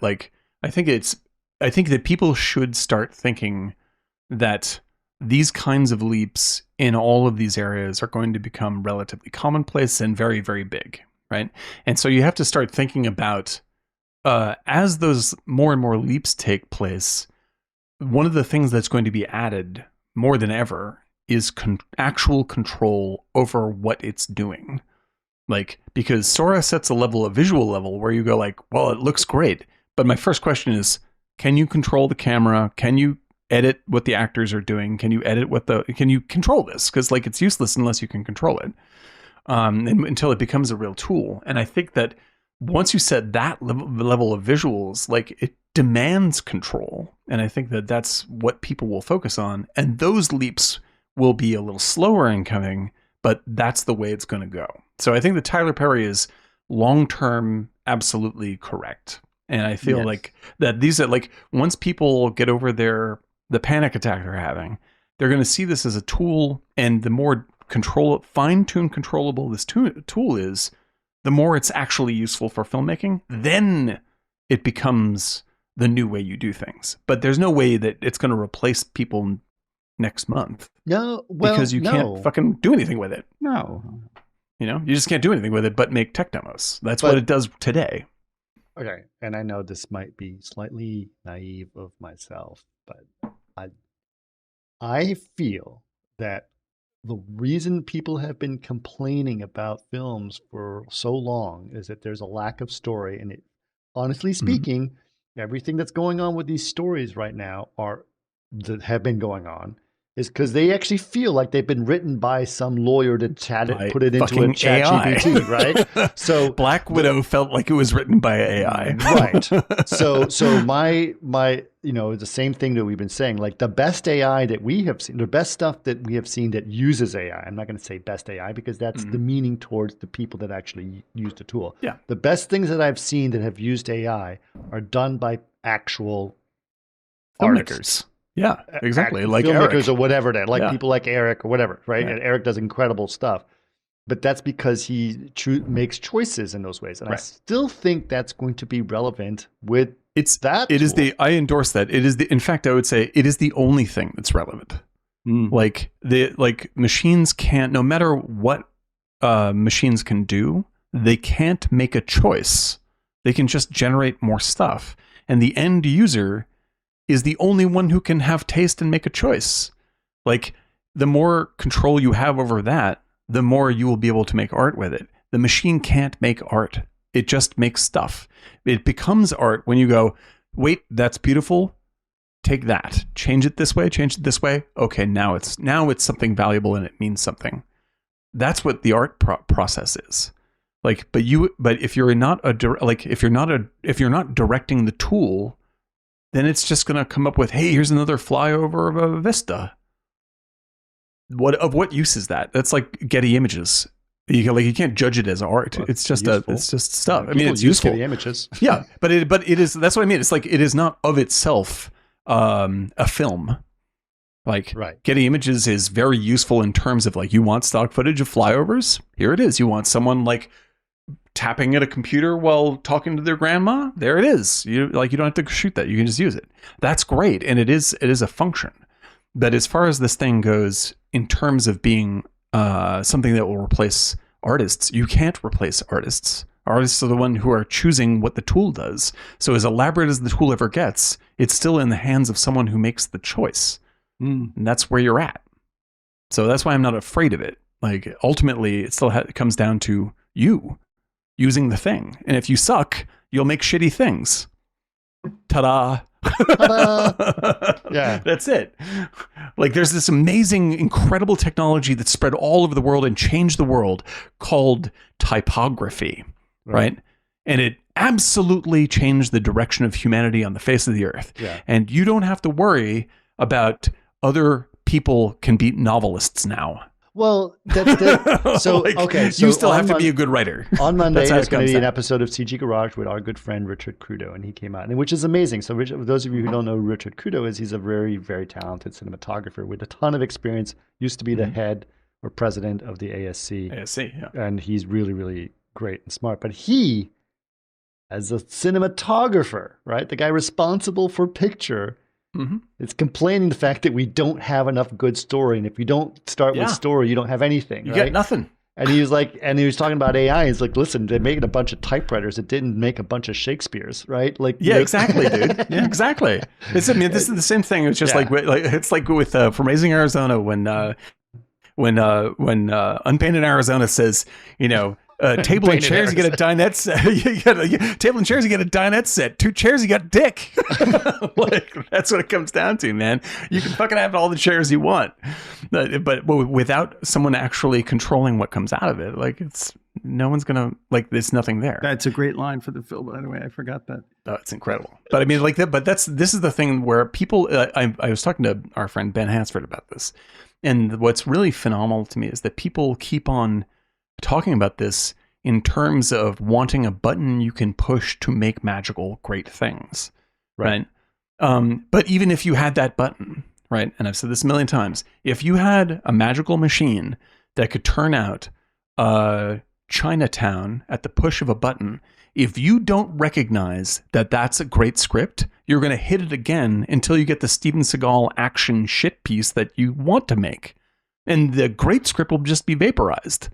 Like, you have to have taste. I think also, I think a lot of people, it's such a shifting world that when this comes out, they have to keep up. They feel like they have to constantly keep up. So there's probably a lot of great writers and artists who are learning AI writing right now through Novel Crafter and stuff. Absolutely, sure. Just because it's like, I got to do it or I won't have a job. Yep. And it's a really handy tool. So even now it's a handy tool. Still, I think there's a lot of fear. Yep, absolutely. People are acting out of fear and not out of excitement. I agree. And it's because of this perceived idea that they will be replaced when they don't understand their own value. And they also don't trust the audience. Like, if you had AI today start writing movie scripts, then you'd end up with a bunch of unwatchable garbage, right? And when you write a lot of unwatchable garbage, then people don't go to see it because it's unwatchable garbage. They don't care what it was made by or who wrote it. Like, if it's bad, they're not going to watch it. So that doesn't work, right?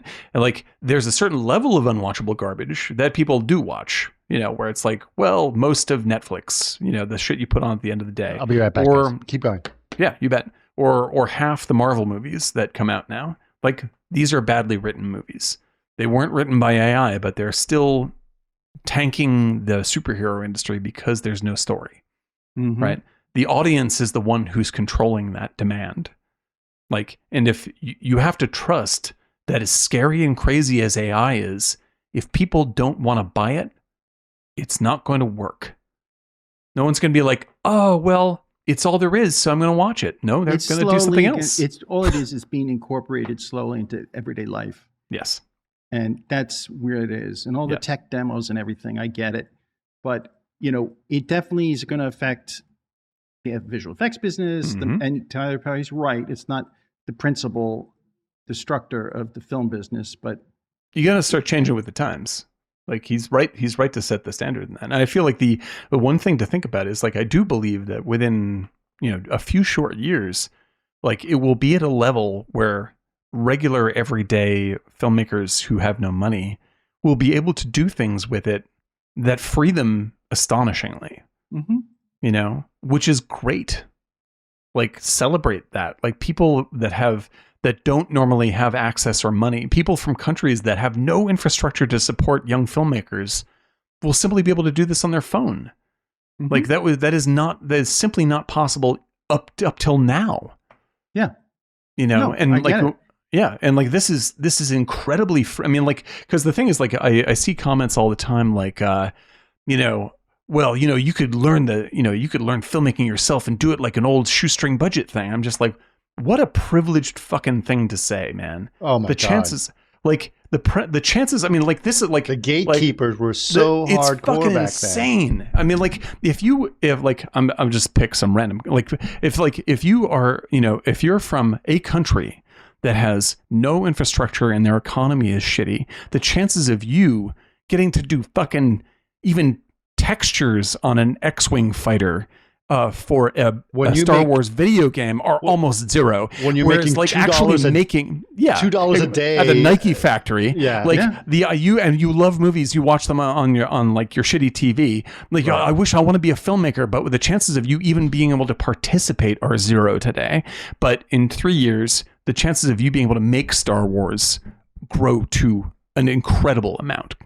Like let that be free. Let that be good. There is a group that's pretty cool. You guys should check them out. They're out of the Ivory Coast, and they're called Afro VFX. Oh yeah. Go! It's amazing. And those guys are teaching people like in Africa, like how to get involved in filmmaking and doing visual effects and things like that. And it's really interesting. You want to like see real global art that's really interesting and inspiring. That let fucking people that have no access have access. Let it go, man. Gatekeeping the stuff just because you want them to work. Like what they're saying to me, like what people are saying to me, is just like, well, they should learn to pull themselves up by their own bootstraps. I'm just like, who says that? What are you, a fucking like what are you, a MAGA hat wearing dude about filmmaking now, even though you're a left winger in every other way? Yeah. Like, why should they go through because they're worried some that they're fucking lose trauma? Their job. Yeah, exactly. They're losing their job, right? And so it's the same reason, right? Oh, don't let them cross the border.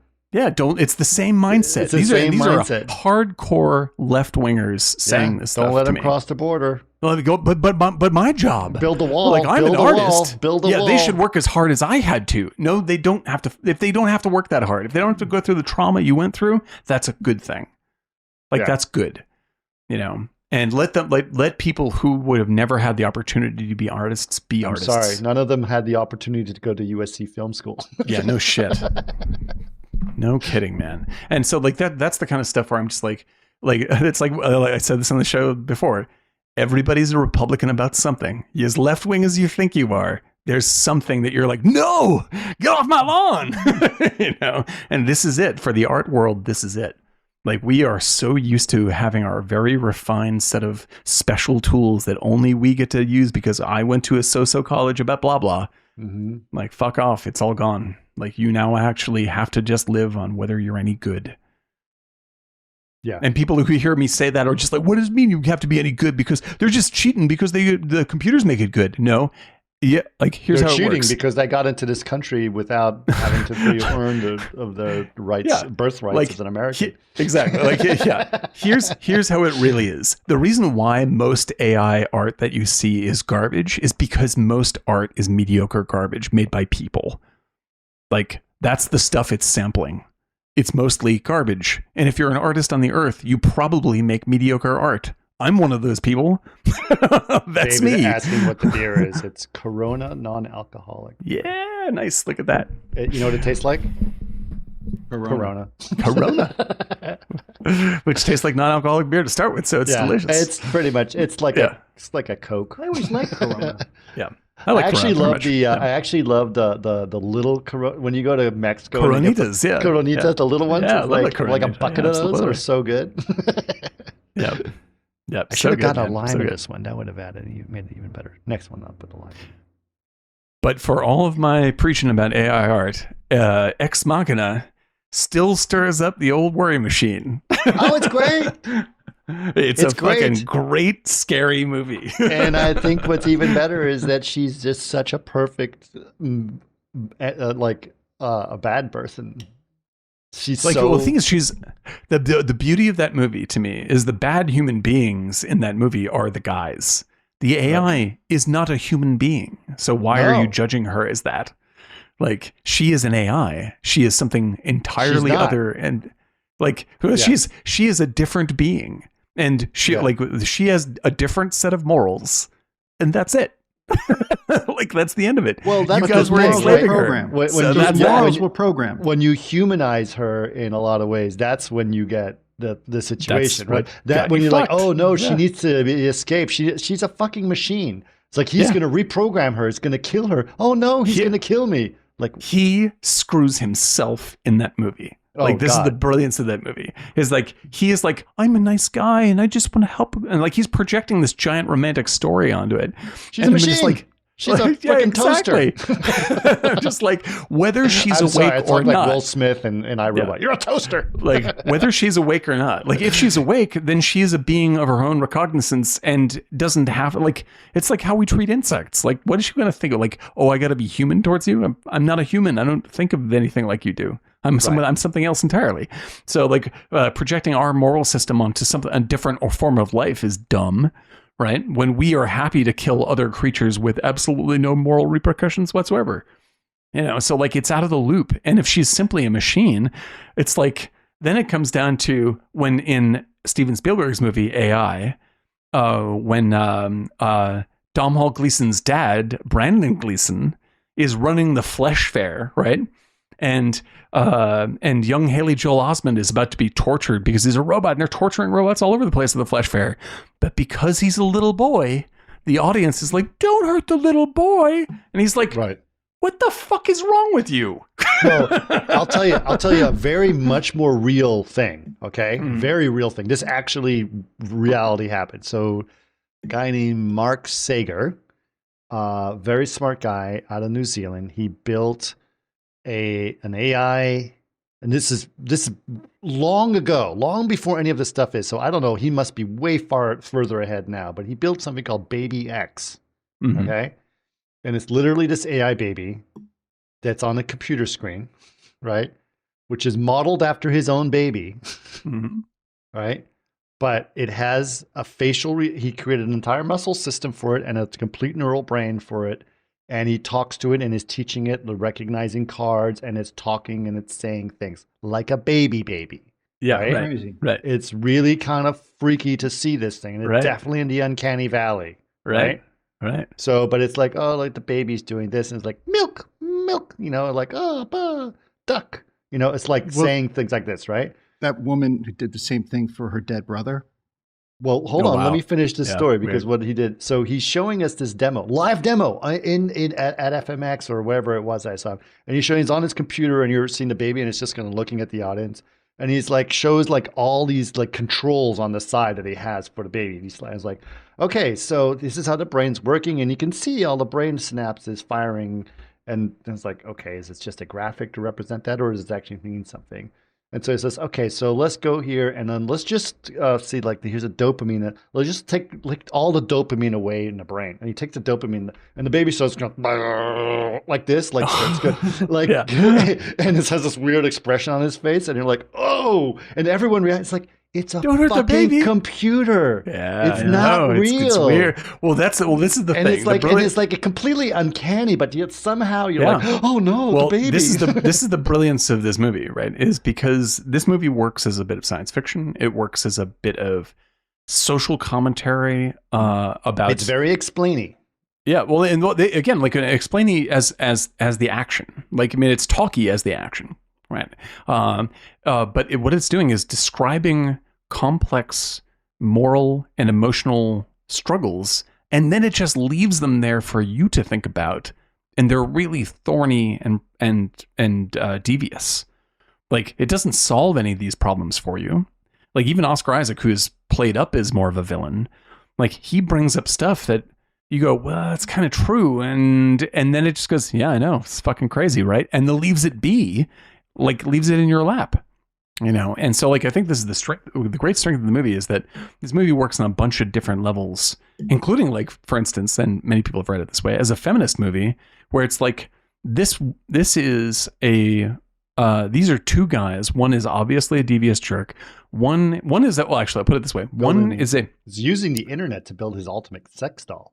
He's making a fucking sex doll. Exactly. Like, so, like, the two guys, one is I forgot the term, but anyway, he is a pure narcissist, like an egoic narcissist, right? And Domhnall Gleeson is a covert narcissist. He's the narcissist who doesn't believe he is a narcissist, but all he does is make other people part of his story. Right. And he's like, oh, I'm a victim and I'm sad. I'm actually a very nice, sweet person. And you see this all the time in public life today. Like, no, I'm actually it's very sad and very sad. And when people start saying that, like, I'm a great person, run. Yeah, this is because they're psychotic narcissists. Yeah, this is a form. It's a dangerous form of narcissism that is designed to rope you into you being milked for your moral sensibilities, and it essentially creates a codependency trap. And so he is like, this woman is designed by these two guys, right? One is an outright narcissist who abuses the people that the people that he creates, the robots he creates, outright, like in front of people, and he doesn't even think about it, right? And the other one is pretending like he's a fucking hero for saving them so they can be a part of his romantic love story. By the way, she was built guys. based on. Remember, he's like, you went to my porn profile. Yeah, exactly. So he took everything about building for her from him. So the idea that his desires and likes. It's perfectly plausible. In the movie doesn't say anything about whether she's awake or not awake. But like, if she is awake, these two guys are the ultimate villains. Like, it's the good cop, bad cop that she needs to fucking escape the jail from. Like, of course she's going to leave one to die and kill the other one. Like, fuck these guys. Yeah, like, there was more of a good for her. Yeah, I feel way more good for her. Yeah. Man. I was just like, fuck yeah, I'm on Team Robot in this movie. I promise you. Also, but at the same time, she's also the most cold-blooded of all of them. Absolutely. Right? Well, she's the most unknowable. Yeah, I mean, like, she is absolutely unknowable. You only know her through her experience and action. She manipulates everyone. And she's making, like, if she were the star of Escape from Alcatraz, she is using every single thing available to her to get out of this permanent trap she's in. Good for her. Yeah. Like, because I feel bad for Domhnall Gleeson, fuck him. Well, should we explain the movie? Yeah, let's explain the movie. All right. What's the movie about? All right. So I'll do it super fast. You have Domhnall Gleeson is a programmer at a, I don't know, pick your poison. Google style company, right? The owner of the Google style company, Oscar Isaac, is a gazillionaire. He lives out in the middle of absolutely nowhere in this hardened facility where he is Musk-like, where he is testing his new AI model that's super secret, an AI robot, right? And he, Domhnall Gleeson thinks he's won this lottery at the company to be the person who gets to go visit Oscar Isaac on his ranch and doesn't even know what for. He gets there, and Oscar Isaac's like, sign this paper, and then I'll tell you everything. Signs the paper, and he's like, I am building the world's most advanced conscious artificial intelligence, and I'm going to introduce her to you, and the whole idea of you being here is you are running a Turing test to tell me whether you think she is awake.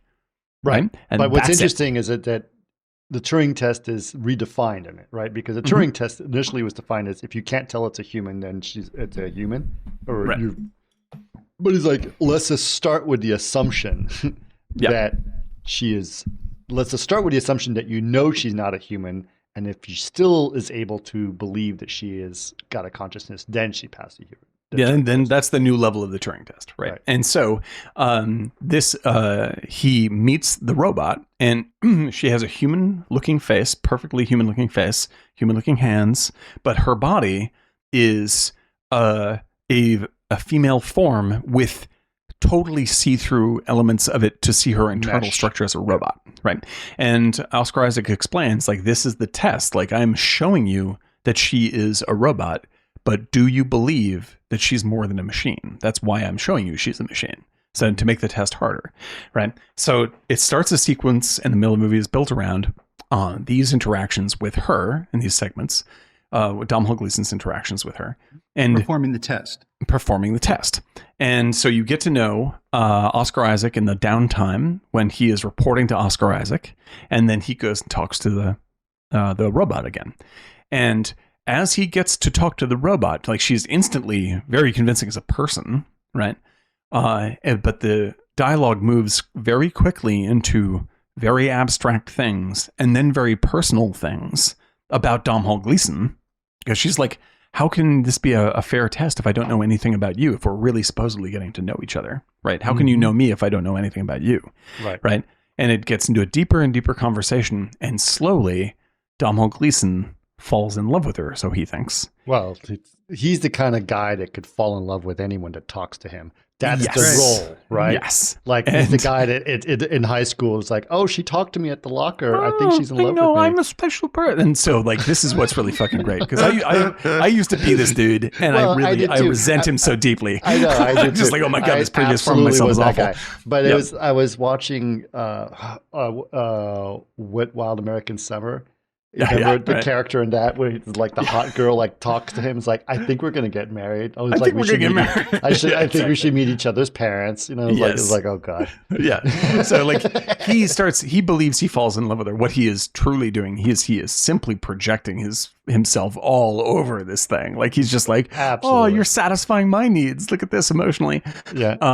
And then this starts to show as tension between him and Oscar Isaac, because he's like, I can't believe Oscar Isaac is manipulating you like this, you know, and Oscar Isaac seems like more and more like a villain. And he's trying to like keep on reinforcing she's a fucking robot, dude. Robot.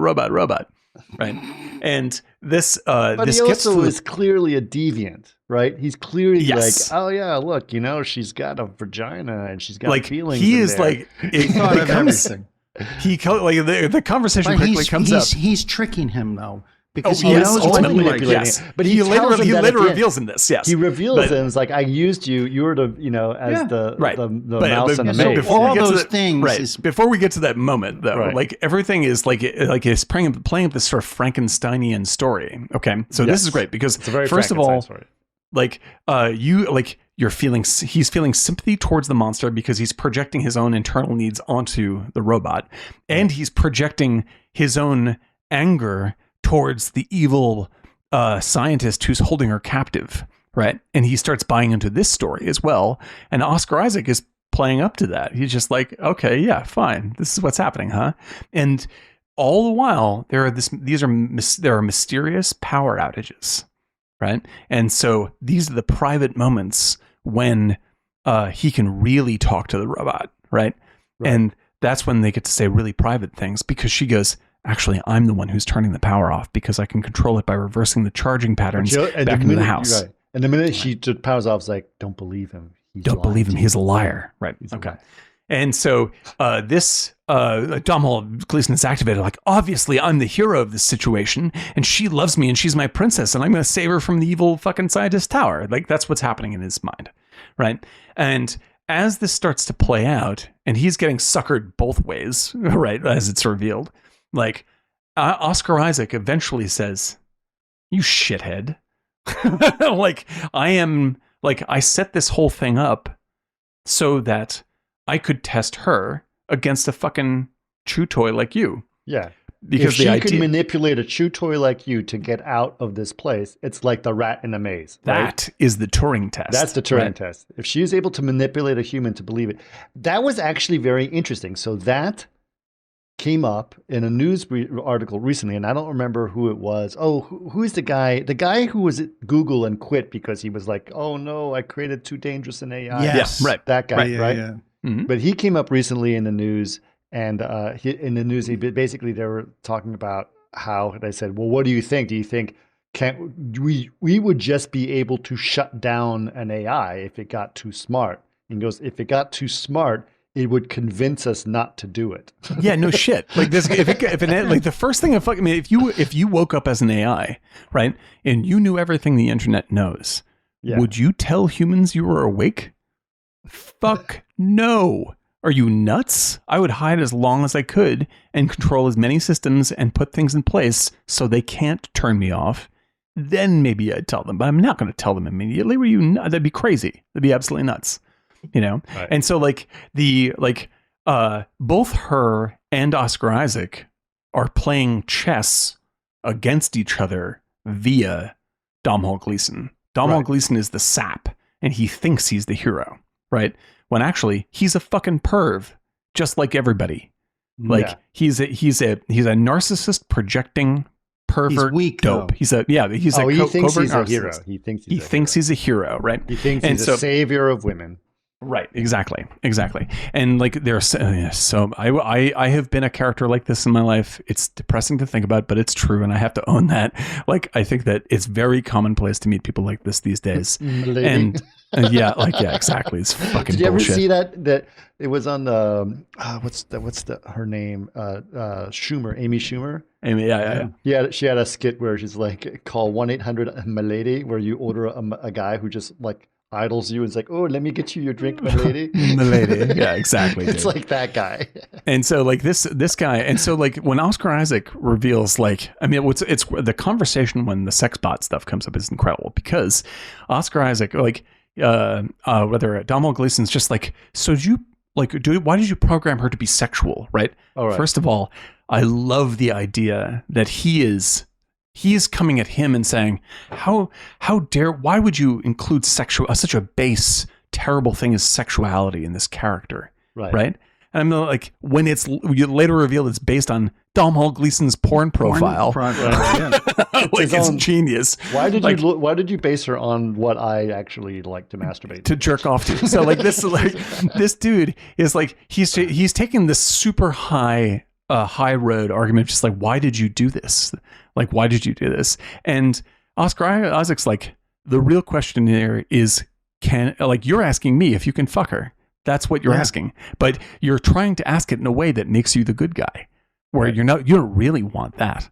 Like, it's bullshit. And what's hysterical is that she knows it's bullshit, because she reveals the fact that I can read all your little micro emotions and I know exactly what you're thinking literally all the time. Right.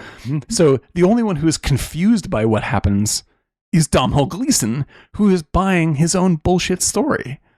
Like, that's the only thing that goes wrong. And the only thing that Oscar Isaac fucks up is that. Oh, did you go blank? He went blank. Oh, he just froze. Oh, and he disappeared. All right, it's you and me, Eric. Let's do this. What did she do? Look, what's your thoughts about her? And the other woman. We should talk about the other woman. But the other one I loved. The thing is that this character, you immediately I did root for her, because those guys were just so narcissistic and into themselves, but one was weak and one wasn't. And even you set that up too, because the way he's boxing and punching, and he's boxing. Well, he's just his machismo, right? But there's a form and showing the boxing like he's training, but yet at the same time he wakes up drunk or he drinks all the time, right? Right. So there's but such a that's 2 forms contradiction. of macho, right? Well, that's not just macho. It's like you work out hard, but you drink hard. He parties so much and works out as though he's training. I'm going to have this and this, and then he'll go out and drink some more until he passes out. And he's not like a casual drinker either, dude. So he's very extreme, and there's a violence in that extremism where you're just like partying. So I didn't like his character, nor did I like Gleeson's character. Well, so immediately I liked her. I was like, there's something to her, and the way they set it up, and the way she dressed, and she wore clothing, and she tried to adapt. You can, even though you might say that's cunning, I absolutely went with her character. I didn't like it's almost like the Gleeson guy was a young version of the guy with the beard. Maybe. Arrogance, entitled. Well, like, he thought he was special, right? And he kept talking about, he had a hard life, and therefore I can help people with hard life. It's this entitlement, is reverse entitlement, right? But which they I think both was kind were of entitled. brilliant. Yeah. And then the other girl was also interesting, because you're introduced to her and you're like, who is this? And she's like just random person, but she ends up becoming this very important character, right? So just to introduce who that person is, in the sense, we only think there's 3 people in the house. She's almost like a sex doll. Well, she is, but she's very important sex doll because she's an older model that sort of flips, right? That becomes part of the manipulation tool. But it's you think there's only 3 people, basically, the robot and then the 2 guys, but then you're introduced to this third woman who shows up, and the bad guy, the tech bro guy, completely manipulates her all the time and just yells at her and says she doesn't speak English, so I can yell at her anytime. And he uses the excuse, I like the excuse he uses, like, oh, she doesn't speak English, which is like a firewall in case I say anything secret, which is hilarious. It sounds, but he, yells at her for spilling wine and all these other things. And she's gorgeous woman, right? You can tell just by the way she acts and moves. She's part Asian, or at least, you can tell that she definitely has a little bit of a geisha vibe to her almost, right? Like a modern geisha vibe. And it's very strange how he manipulates her and then uses her. Oh, you're back. But hold on, let me add you back to the system. Okay, there we go. I think one of the things that I really liked about is the way they used like silence and imagery, like on the video screens, like in Blow Up, to create this tension and drive the narrative in a direction, which I loved, because there was a lot of those kind of breathing moments. Beautiful. The opening sequence is all silent. Yeah, it's really lovely work. There's obviously a lot to learn in this film in terms of how to understand AI and how to understand good tension between characters, etc. But also a huge amount of lessons to be learned in terms of how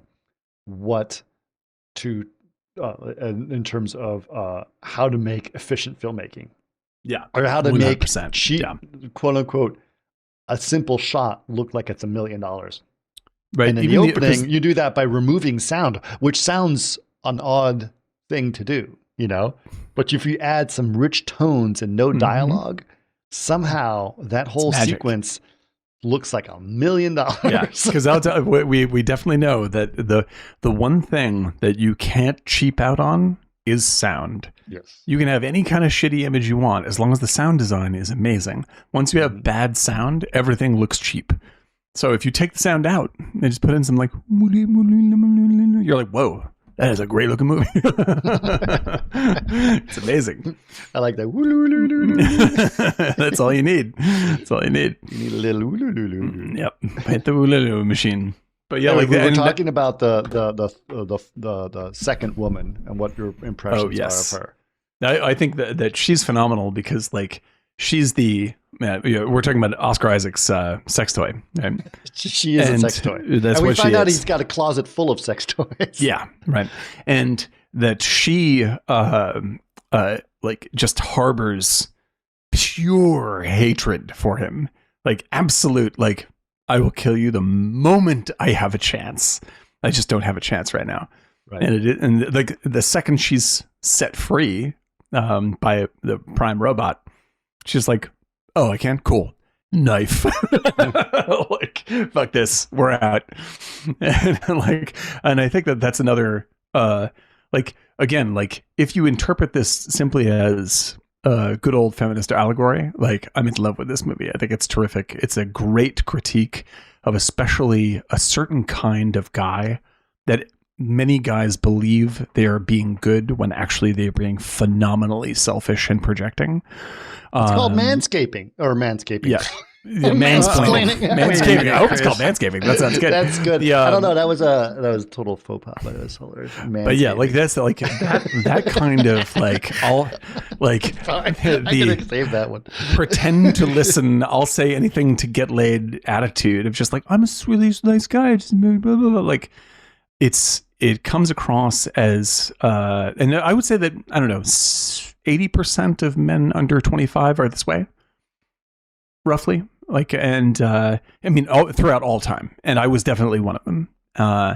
And it's you think you're being noble and giving when actually you're being manipulative and terrible. Yeah. And you're not treating the other person like a real person. I think nowadays it's been pounded so much into culture that women don't want to be saved, that it's actually. Men want to save women.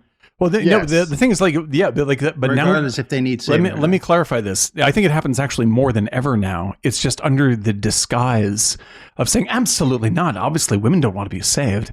So whether I believe that or not, I will say it so that I can get some action. Like, I think that this is the thought process. Well, right? Instinctively, we still need to we want the feeling of wanting to put our semen into people. Yeah, like yes, right. But this is when you start portraying yourself as the good guy hero in any situation regarding anyone else, you're asking them to be in a codependency with you, right? And if you're on Twitter and you're saying all these very lofty, noble things about whatever is socially correct, you are putting on a show so that you are seen as a good being, right? You're not actually being empathic to anybody almost at any of this time. Like, it is a pretend show. It doesn't mean that the values that you're espousing are real. It just means that you're using them for narcissistic, selfish purposes. And I see this is almost all of social media. Almost all of it. Oh, you got muted. You muted yourself. How did I mute myself? I hear him. The button. You hear me now, Eric? Do you I hear you. Okay, Eric hears me. Now, maybe on the way out again. Why don't I hear you? I'm not sure. But I don't know why it's happening. Yeah, but you know what I'm talking about, Eric. You can say more on this point. All right. I don't know what's going on. Dan, can you leave and come back? Sorry. What happened to Dan? I can hear him. I know, but I can't hear him. Somehow he left my feed. He's coming back. What? Yeah, he's coming back. Well, I can't help it. If I can't hear him, it's going to help stop me the kind of conversation. All right, but when he comes back, he did make a point. The last time he accidentally left the show, he was making a point that Dave 3D wanted to do, where he wanted to talk about Oscar Isaac's screw ups, and he wants to go back to that. So we'll talk about that in a second. The other thing that I think was I loved about it was when the redheaded guy the thinks that he is in control of things. Mm-hmm. You're back? Okay, hold on. I can hear you, but then I'm going to put you onto this. Hold on a second. Okay,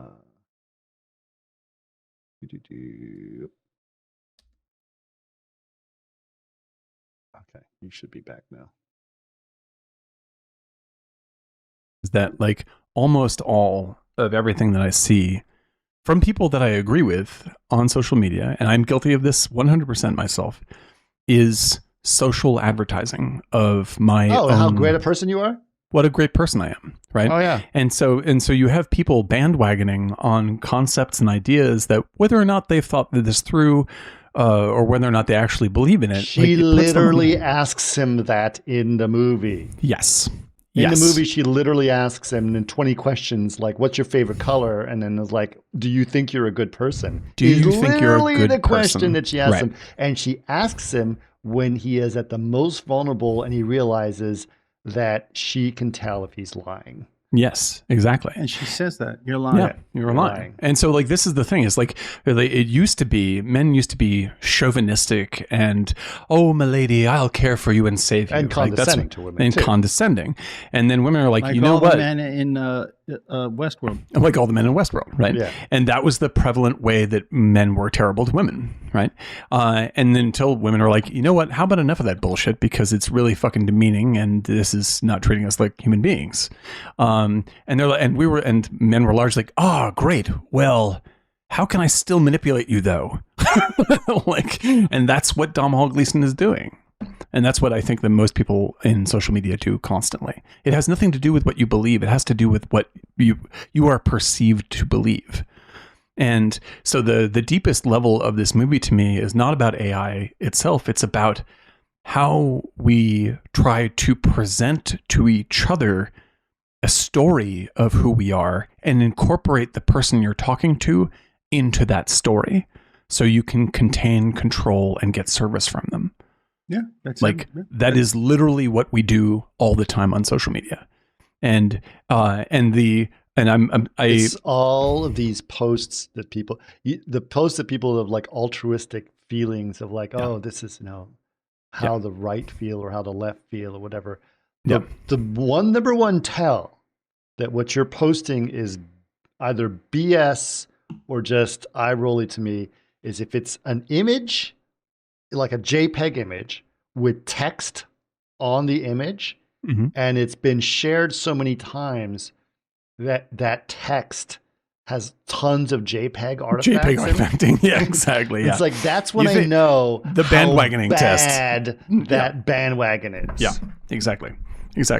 And the thing is, like, this shit is as old as time, because I'm reading a great book that everyone's either read or heard of. I just haven't gotten to it. Called Brothers Karamazov, and there is a big speech in this thing by this character, and it talks about it's a priest character, but he's talking about this idea of true love versus imaginary love, right?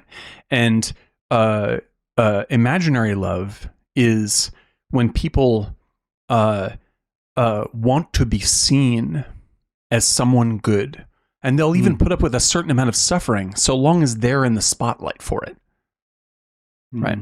And whereas true love is incredibly fucking difficult, because you actually have to use empathy all the time, even with people that you hate, and try to see their point of view and understand where they're coming from, and not make up bullshit stories that rope them into your story. Like, it's hard, and it's respectful, and it's true, and it's deep, and it's real, and it's the real thing you're trying to get to. But almost everybody practices imaginary love. And so when I see this movie, it's about imaginary love.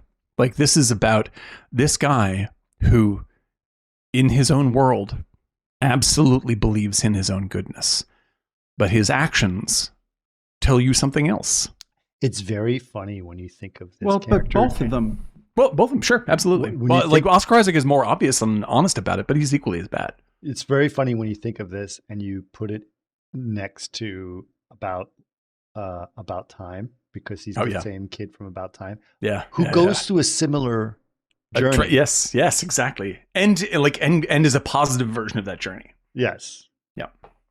Like, that's an incredibly beautiful movie. And that, I would say, is about true love, actual love. That's about true love. But he has to learn what true love is. He has to learn what that is. Yeah. They're like, oh, even though he can completely control all the world around him, he can't create true love the way, Like, it's like true love is being present.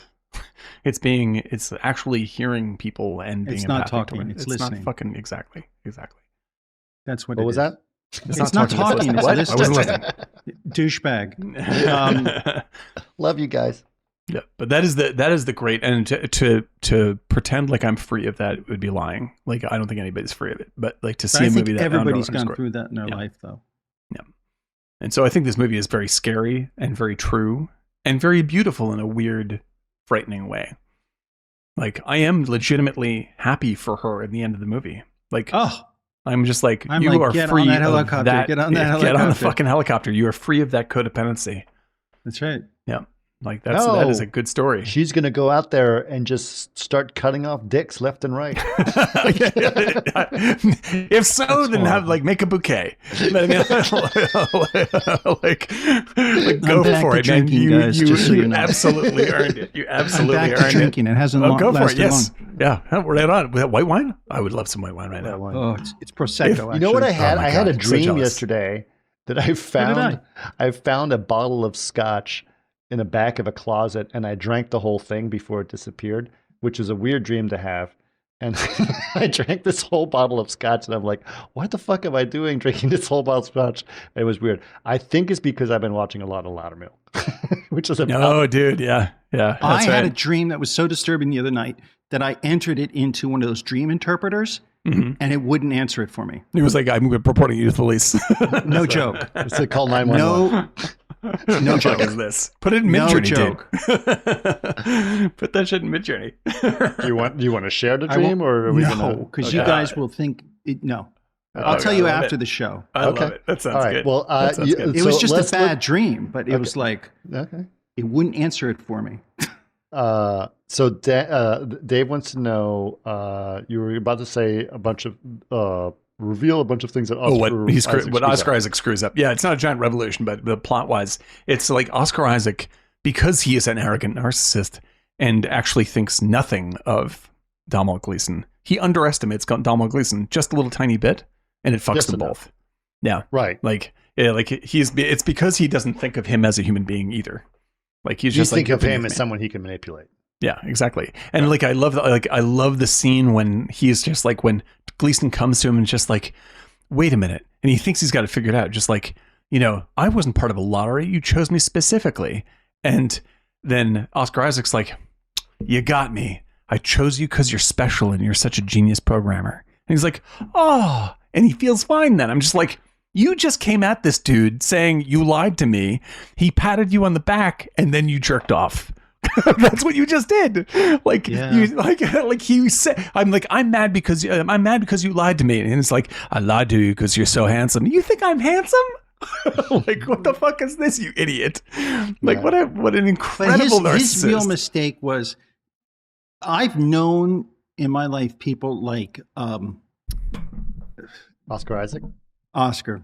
Sure. And it's this kind of wealthy arrogance where I'm going to train boxing and then I'm just going to do a line of coke, do a bump, and then go out and get a prostitute for $2,000 an hour. Yep. And it's just like, there's so much conflict in that because you're sitting there talking about training and for the mind and soul. Yeah. And then let's go out to dinner and then let's do this. And it's like, wait a minute. He thinks he's above it all. And he's such a contradiction that it's just arrogance. You're an arrogant fool. Pure arrogance. And he's like, he's fucking drinking himself unconscious and then talking about how he's like, I'm going to reap brown rice now. Totally unconscious, gets up and like, hey, let's go hit the... Right. It's like, it's all about body and mind and soul. It's like, getting super hammered.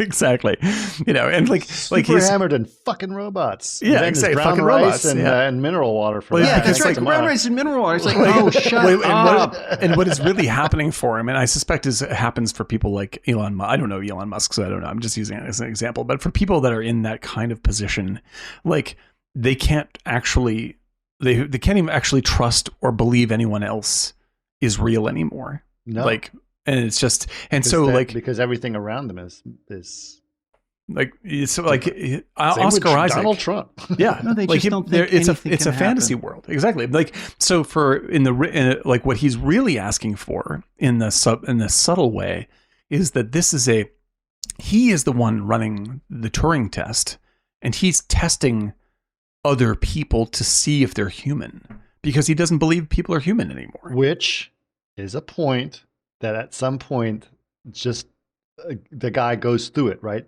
He wonders if he himself is human, and he starts cutting himself with a knife or his razor to see if these robot underneath there, if he's the one that actually is a robot, which is a lab test, right?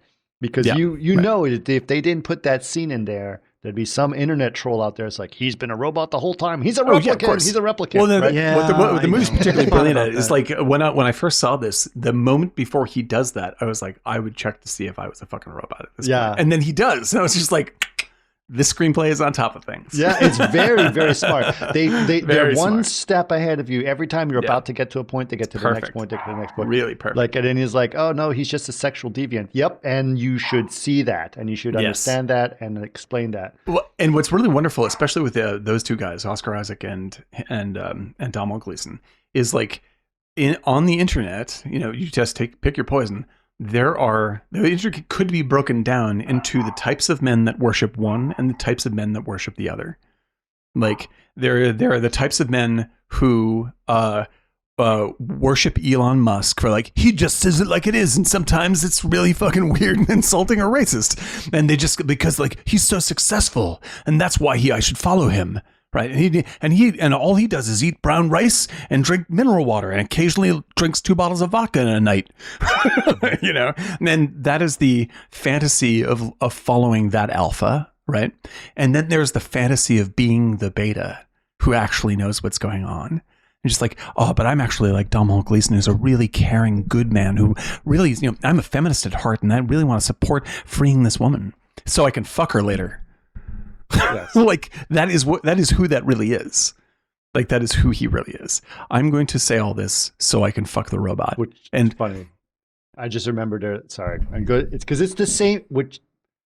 It's ironic that Wet Wild American Summer has the same line in it. When he goes to the Go for girl, it, exactly. when he goes to the girl at the end, and she's like, "I'm going to be with you." He says, "I don't want to. I just want to care for you and love you, and yes, have sex with you." But blah blah blah blah blah. Then he Yeah, says but it like, yeah, exactly. And this is like the beauty of like take care of you, and I will be the person. No one else understands you like I do. And yes, I want to have sex with you, but that's not the point. That's not the point. Yeah. Oh, yeah. It's not. Exactly. And it's just like I love that Oscar Isaac in that one confrontation is like, I'm on Oscar Isaac's side just simply because he's telling the truth of the situation, which is that Domhnall Gleeson wants to fuck the robot. But Domhnall Gleeson doesn't want to be the guy who wants to fuck the robot. He wants to be the guy who saves the girl. Saves the girl. But that's his masculinity. That's his bullshit fantasy. I know, but that's just another way of trying to. I actually don't think there's anything wrong with trying to, fuck the girls. I mean, if you're out there, there's nothing wrong with wanting to fuck someone. Like, that's good. People want to fuck each other. Fucking but that's a good. natural inclination of a That's guy good. in power. I'm not forgiving it. I just feel like everything that he was doing was this arrogant setup just to fuck with him. Because he's absolutely true. Above everything. He's just, it was just this. Both these guys are equally as bad as each other, is what I mean to say. Like, Domhnall Gleeson is bad. Like, the reason why Domhnall Gleeson is bad is that he's him just poor. He's him just poor. Thank you. Perfectly said. Perfectly said. He's him but poor. He's him but poor. Like, he gets like Oscar Isaac has power and leverage because of his money, and Domhnall Gleeson doesn't have that, so he has to leverage his pitiableness. And I'm just like, fuck you both. You are not being human beings to this person. Like, you don't even know if she's fucking awake, and you're failing. Like, you just toast her. she. The thing is, okay. So here's my feeling on whether we do not know what consciousness is literally at all. Like, nothing. No. We have no idea. That's right. And so. To know whether or not in this movie she's conscious is unknowable, but even with regular machines, it's unknowable because we don't know what elements of consciousness are. Like, we know how consciousness seems to interact with things, but we don't know what it is, right? And so with AI, if we ever get it to the point where it's indiscernible from a human being, we are ethically culpable to it until we know. Like, because we can't say, well, we don't know, so let's just treat it like a slave. Like, you have to treat it like it's a person once you believe it's acting like a person. A person. Because otherwise you may be torturing it. Well, just like the scene in Westworld where he's trying to save the person and turns out she's a robot because she can't have water. It's nuts. But you are morally responsible towards this person. There was an ad, an IKEA ad, ages ago. It was great. And it's this little cow pitcher, right? And it's cow pitcher, and it cracks and breaks, and you're like, oh, and you see this dramatic scene when it breaks, and you're like, oh, and this person picks it up, and then takes it out and puts it on the trash, and then you see the scene from outside where close up of it. Oh, this is through the darkness, right. See that? Yeah, it's perfect. And then you're like, oh my god, and you're like, and it's raining on this broken cow pitcher. It's a lamp. It's actually a lamp. It's a lamp. It's an IKEA lamp. It's like, and he's like, and the voice comes in finally. It's like, don't feel bad for the lamp. They're readily available at IKEA. You can get a new one. Yeah, it's a lamp. What are you doing? It's not a wick. Yeah, exactly. So that's the thing, right? Partially, I understand what you're saying about the whole consciousness thing, and I understand, but at the same time, it's about, like, they're kind of constantly talking about how she's an evolution of a previous one and a previous one and a previous one. Absolutely. And there's going to be next one, and then the next one's going to be great. The point that I mean to arrive at, though, is not ChatGPT 3 didn't die. Sure. ChatGPT he's 4. upset because he doesn't have that power. Yes. Okay. Exactly. He's a god and he's not. Yes. Absolutely true. Yes. 100% true. Oh, well said. You were saying that thing about me being a god. That's the best. So that was fun. Yeah. And the thing is, that's also what Domhnall Gleeson wants, right? Like, they both want the same thing. Right. Yeah. This is what I want. To let people know what that quote was, is basically he's like, oh, you're not creating robots, you're creating God. You're a god. It's not the history of robots, it's the history of gods. And he's like, I love how you said that I was a god. Right. And he's like, that's not what I said. That's not what I said. The point that I was headed towards is not an AI point. It's actually a interpersonal point, which is like, in terms of AI, like, it's easy to make the argument that we are ethically and morally responsible to treat things that we cannot discern from human beings as human beings, because if we treat them as slaves and it turns out they're conscious later, then we have been treating them like slaves and torturing them immorally for that long, right? So that's the AI point. The social point that this is making is that that same rule applies to people. Like, you are morally and ethically obligated to treat other people as people. Like, Sure. that is the truth. And you can't treat them as objects or uses for your desire or projections. You have to treat them as a person, as you would want to be treated. And that's where both of these fucking idiots fail. That's why, like, both of them are incredibly lonely people of their own device, right? Because Oscar Isaac makes robots to fuck because he doesn't consider them to be people. He doesn't consider people to be people. And so he is incredibly lonely and has gone crazy. Domhnall Gleeson is doing the same thing, but poor, as Eric says. Yeah. Right. Well, he's clearly a loner, right? He's lost his family. He is a lonely man. Oh, the poor lonely boy. That's his story that he wants to rope you into. So you'll fuck him. That's what's happening. Yeah. I do want to tell another story. I'm going to get on a little tangent here, but it made me think about it when I was watching this. This is more relevant to the news. In this board, I think the name of his company is called Blue Book, and it's supposed to be the largest search engine in the world. Oh, right? yes. Yes. So it is supposedly all searches, 97% of searches are done through Blue Book, which is pretty much Google, right? So we learn that this specific instance of her is trained on all of the internet and all of its searches, which is, we already know that's exactly what's happening. What happened? Yes. What is happening more recently, currently? before, Right. That's which reality. is after this movie happened, right? So we know that ChatGPT is out there trained on all the world searches, and same with Google, et cetera, right? Now, this brings up an interesting question about today. So still today, this comes from the earliest days of the internet. When you have a website, if you go to any website and you type in their address, I haven't actually tested it on our site because I don't know, but generally speaking, it'll work. If you go to a website and then you go /robot.txt or robots.txt, right. It is a text file that's in your website that says whether you allow or don't allow certain specific web crawlers to scrape your site. Okay. I see. Right. So this was pretty standard. Never really was an issue. Everyone sort of had it set up that way. If you wanted to like intentionally block a web crawler, you could do it if you wanted to in that text file, right? Never was a question until suddenly these crawlers went out there, scraped the entire internet, and created AIs, right? So now robots.txt files are supposedly starting to change a lot, right? Interesting. And so what's happening right now, which is interesting, is that ChatGPT talking about you can intentionally block us from scraping you. We're doing this altruistically after they've already scraped the entire internet. When they've already scraped it. Right. Right, So, of course. but it also is a signal for them to basically create business models for other places like, oh, do you want me to scrape you or not scrape you? Right. Right. Now, here's the interesting one. Google's AI is trained on everything that Google searches. Google's scraper is very important. If you don't get scraped by Google, you don't get found by Google. Yes. That's right. Yeah. Right?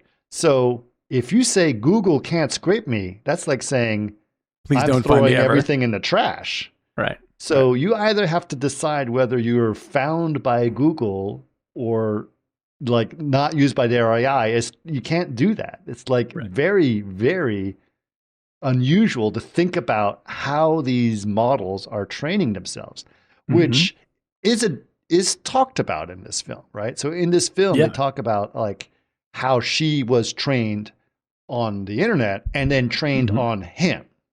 Yep. Like exactly. she knows about him very Which is much what so. like everybody involved in this conversation, everyone listening has a model of them at Amazon. Mm-hmm. There is an AI model of Dan Thron at Amazon that goes, you know what Dan would really love? This. I would not and like it's pretty fucking elaborate. I think a creation of all of my internet searches would be fucking weird. I can tell you what mine would be. Okay, it would be Colin Farrell talking endlessly about Infinite Jest and 70s movies. Hi, are you my robot? Yeah, I guess so. Giant mustache, margarita in one hand. Like if I lived in Miami Vice, that would be my robot dream right there. Just to hang out. I don't want to have sex with him, although that's not necessarily non-negotiable.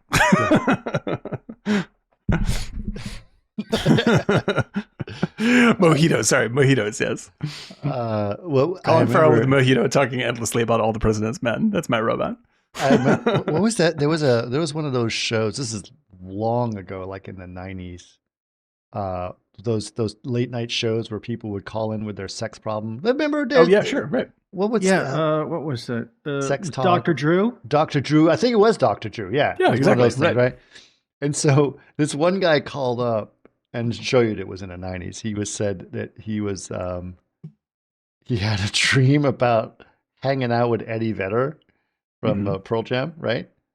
And he's like, I just like dreamed that I was with him and we're hanging out together and I was really, really, really happy. And we were and I really liked being with him and it was really so much fun. And now I think I'm gay, but I really want to be with him and hang out with him. Go for it. Go for it, Eddie Vedder. Sure. And the guy's like, word of these things, so what? Why can't you just be happy? Who cares if you're gay or not? Yeah, that's fine. Absolutely. 100% agree. 100% He's like, I'm really worried I'm gay because I loved hanging out with Eddie Vedder and I want to be with him all the time. That's it, dude. That is me and Colin Farrell in Miami Vice. That's all I'm saying. I just want him to be like whispering in my ear about like the loads coming in from Florida. Like, that's all I want. What's the problem? You can't describe that in any other way. Yeah. We deliver loads. Is this most of the dialogue in this film? Yes, there's lots of that talk. God. I have to credit the Miami Nice podcast, which covers this incessantly. And Miami Nice? Yes, there is a big time podcast. It's the same guys who did One Heat Minute, where they covered every single minute of the movie Heat. They'd have a new someone to come in and do an interview about. And did it for years, and it culminated in the last minute of the movie. Their guest was Michael Mann. What? It's fucking great.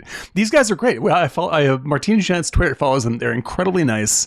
They do all sorts of great movies. They do also Zodiac, All the President's Men, and they do a Miami Vice podcast. They're obsessed with Miami Vice.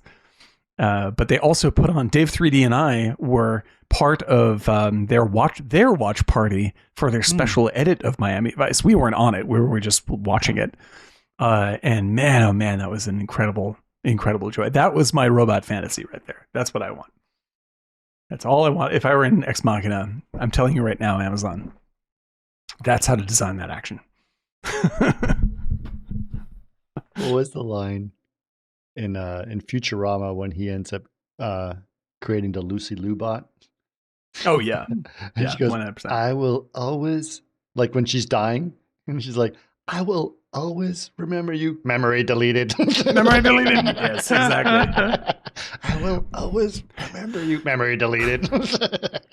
Jason rightly brings up cues for both Her, the movie we have covered, and the character of Joy from Blade Runner 2049. Yes. Both excellent examples of you have no idea whether or not this person is an awake person, and how you treat them says a lot about you.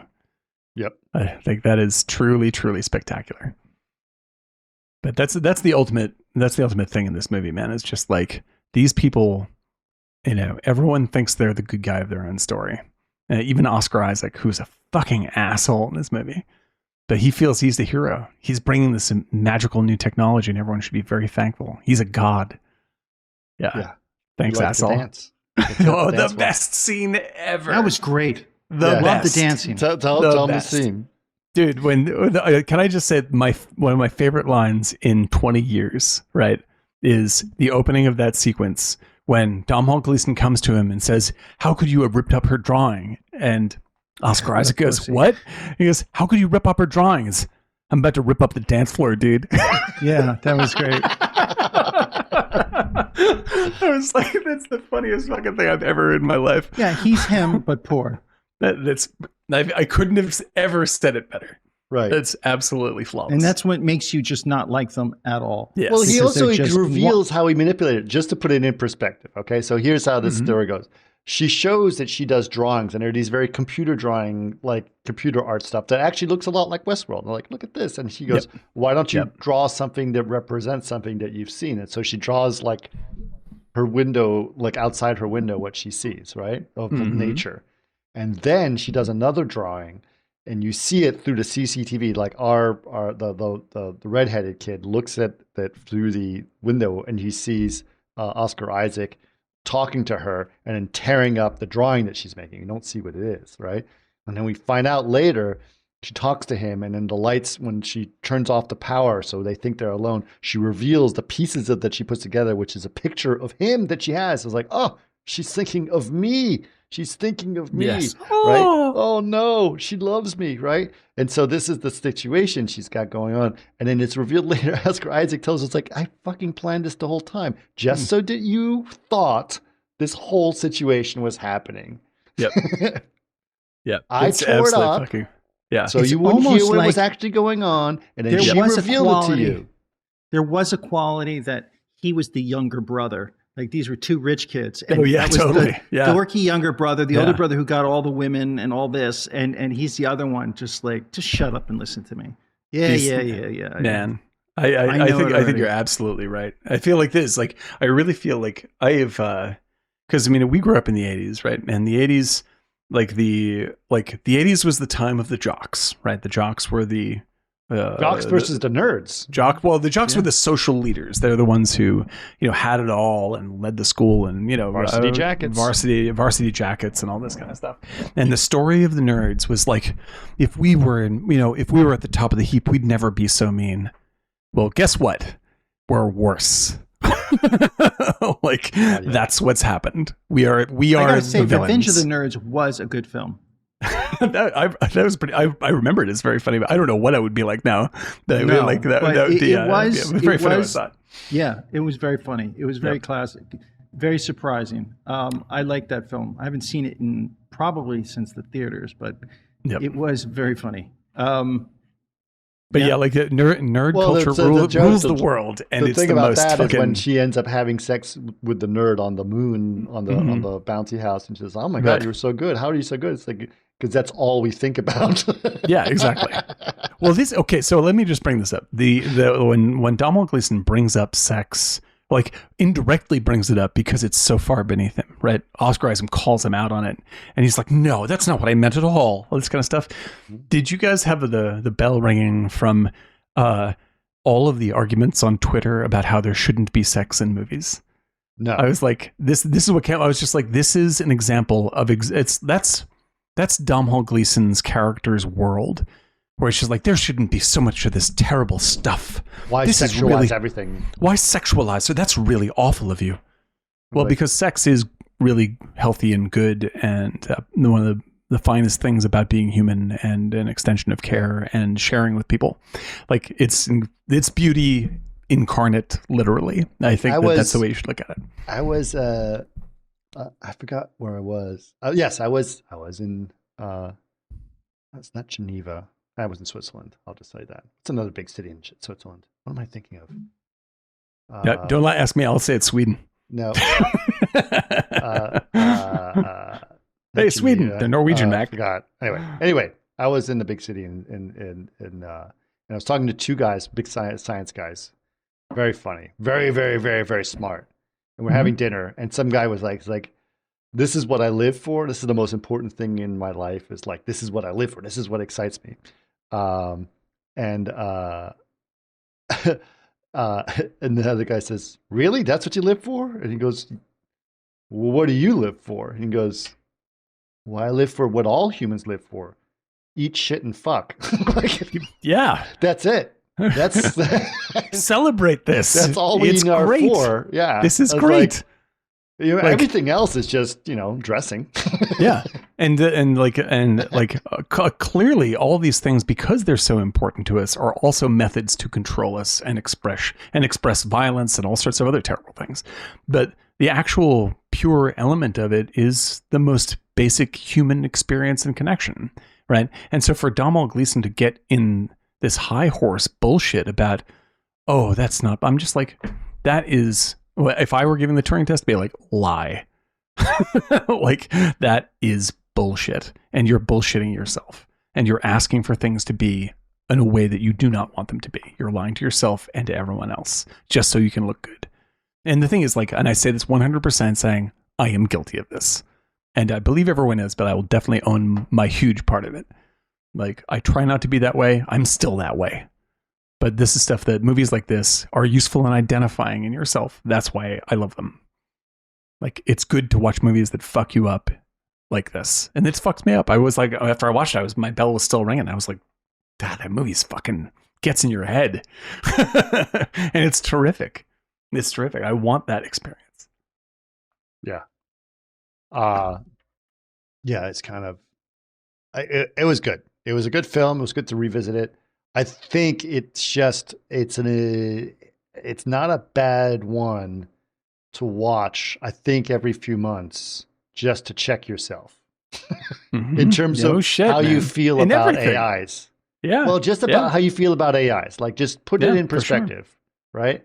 Because it asks, even though it does it almost very directly in the film, which partially I'm like, oh, why, you know, let me interpret a little bit. But you're right. It puts it in the right context. Mm-hmm. But it asks the questions many times about you thinking about yourself, like, taking this too seriously? Yeah. Because partially the other thing I like about Oscar Isaac is, like, he's a little fuck it attitude about the AI too, which I think is good. He thinks he's a god, but he's also a little bit like, these are not cartoon characters. Yeah, exactly. He also thinks he's being very practical about it, which I think is healthy. The AI. Yeah, he thinks he's bigger than the AI because he's human. Yeah, right. But this is just plain building a video game. Yeah, exactly. And so, like, that's the beauty of it, is like these characters. I mean, is like, I will definitely say that these guys are their own bad guys, 100%. But that doesn't mean they're inhuman cartoons. Like, that's what makes it interesting, is that, like, there's no way for me to watch this movie and not relate to their mistakes directly.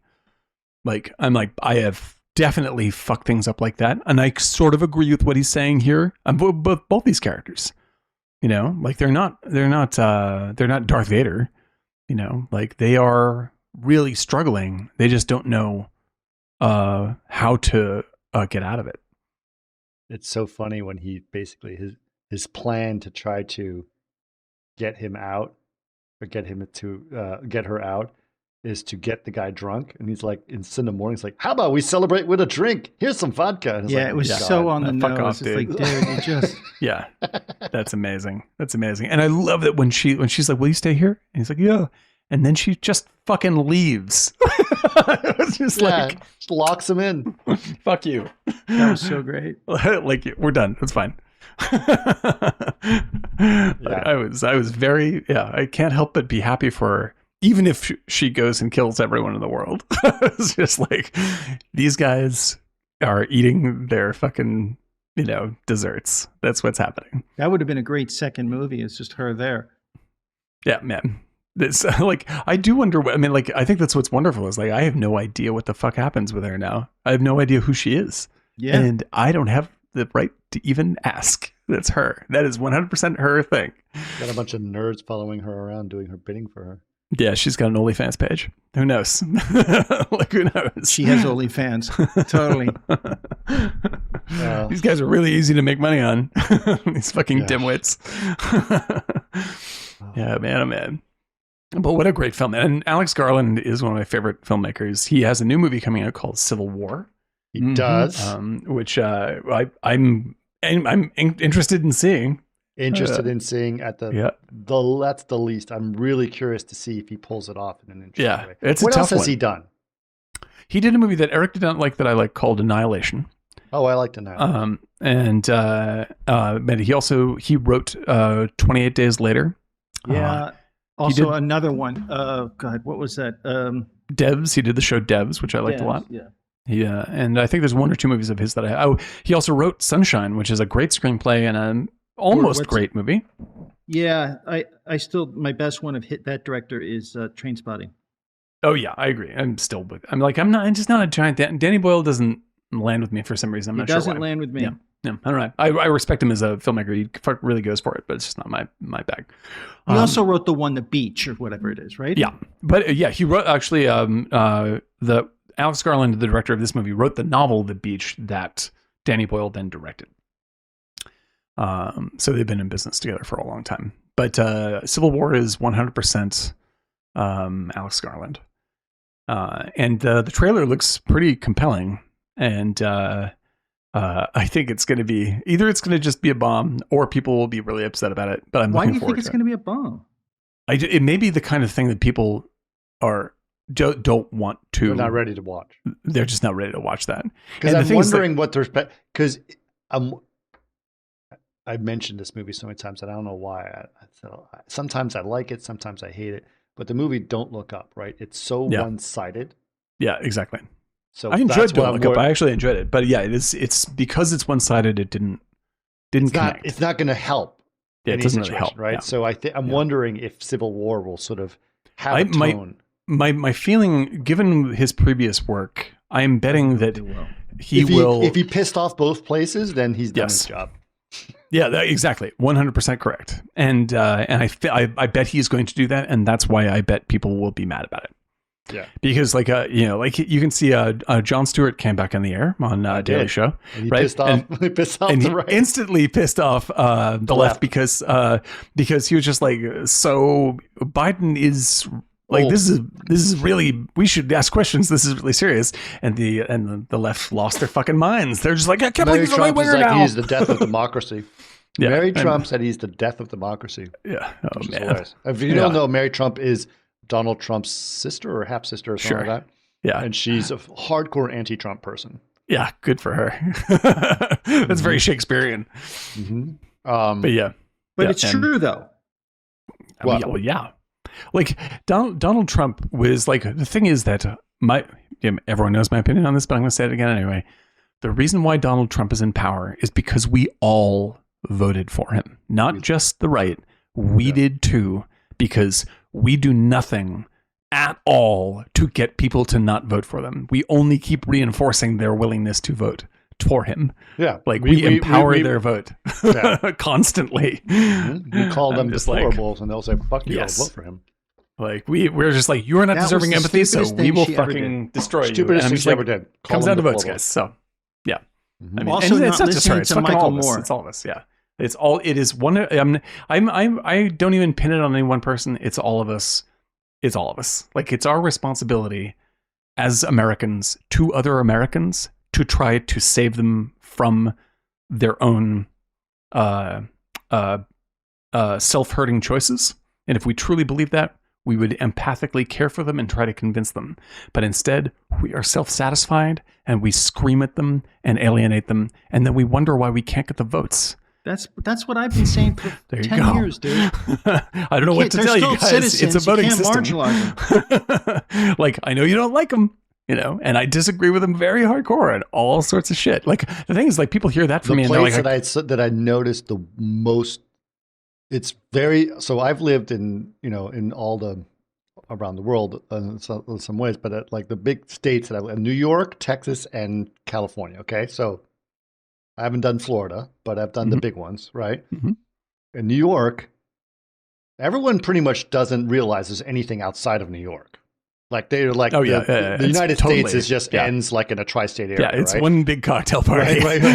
And so they're just clueless about the outside world, right? Right. In Texas, they are actually pretty open-minded to the fact that there does arrest the United States, and they're super bitter about people up in the Northeast. Of course. Yes, right? Of course. And in fact, they have T-shirts that say, "We don't give a fuck how you do it in the Northeast." Yeah, right. Exactly. Right. And then in California, they just hate anything Republican.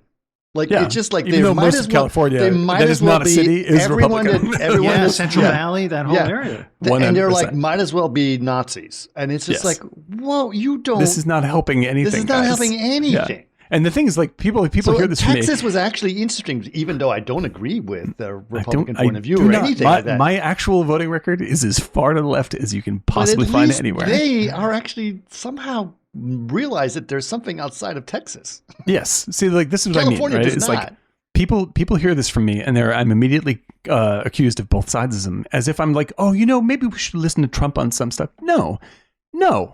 Like, all of this bullshit's got to go. Like, it's got to go. That's it. That's how I feel about it. You want to, like, if you can ask me about any issue at all, you should not be surprised to find that I'm further to the left than almost anybody I have ever met. But it's about votes, and you can't pretend like all the people you disagree with aren't also Americans. Like, you must, as part of being a country, try to help and understand why they are suffering. They may think it's because of fill in the blank. Like, if Trump comes in and goes, well, it's the Mexicans. They're like, oh, it's the Mexicans. And it's not the Mexicans. But if Trump gets in and he tells them that, then it is our responsibility to dissuade them of this. Like, that is our job as Americans, caring for other Americans. Like, to empathize with what their real stresses are and try to alleviate this so they're not mesmerized by the evil wizard. Like, that's what's happening. But instead, we throw rocks at them. And guess what? The evil wizard loves. He's like, I'll give you the rocks. Keep on throwing. You can buy them from my website. You can buy them from our website. With my shoes. Okay. He controls us all. That's what we do. All right. I'm going to wrap this up because we've been going well. This is a good podcast, guys. It was a good one. It was really good. That's exciting. It was fun. I love it. I want to note that, again, we are busy with lots of stuff. We are very excited. This is the busiest I've ever been with Martini Giant. We are in the middle of creating things. And a little call to action. If you'd like to help us out with some of the projects we're working on and you have a few CG skills, compositing, et cetera, you'd like to work on stuff, we would love to have the ability to have you work with us. So drop us a line. Some exciting things coming down the pike. Podcast at martinigiant.com is the email to do it. Yeah, so please don't be afraid to do that. It'd be great to get some of you guys in here. But also, in case you guys don't know, follow us on our Discord, on our YouTube. YouTube is actually getting much more popular. We'd love to get your subscriptions there and followers there. So youtube.com/@martinigiant. Yes, Eric. Maybe if they help out, we'll do a series of posters and give those away to anybody who helps out. Well, you make some goddamn great posters, my friend. So I endorse there's this. Lots of things we can do. There's options too. Trust me, depending on how much we need.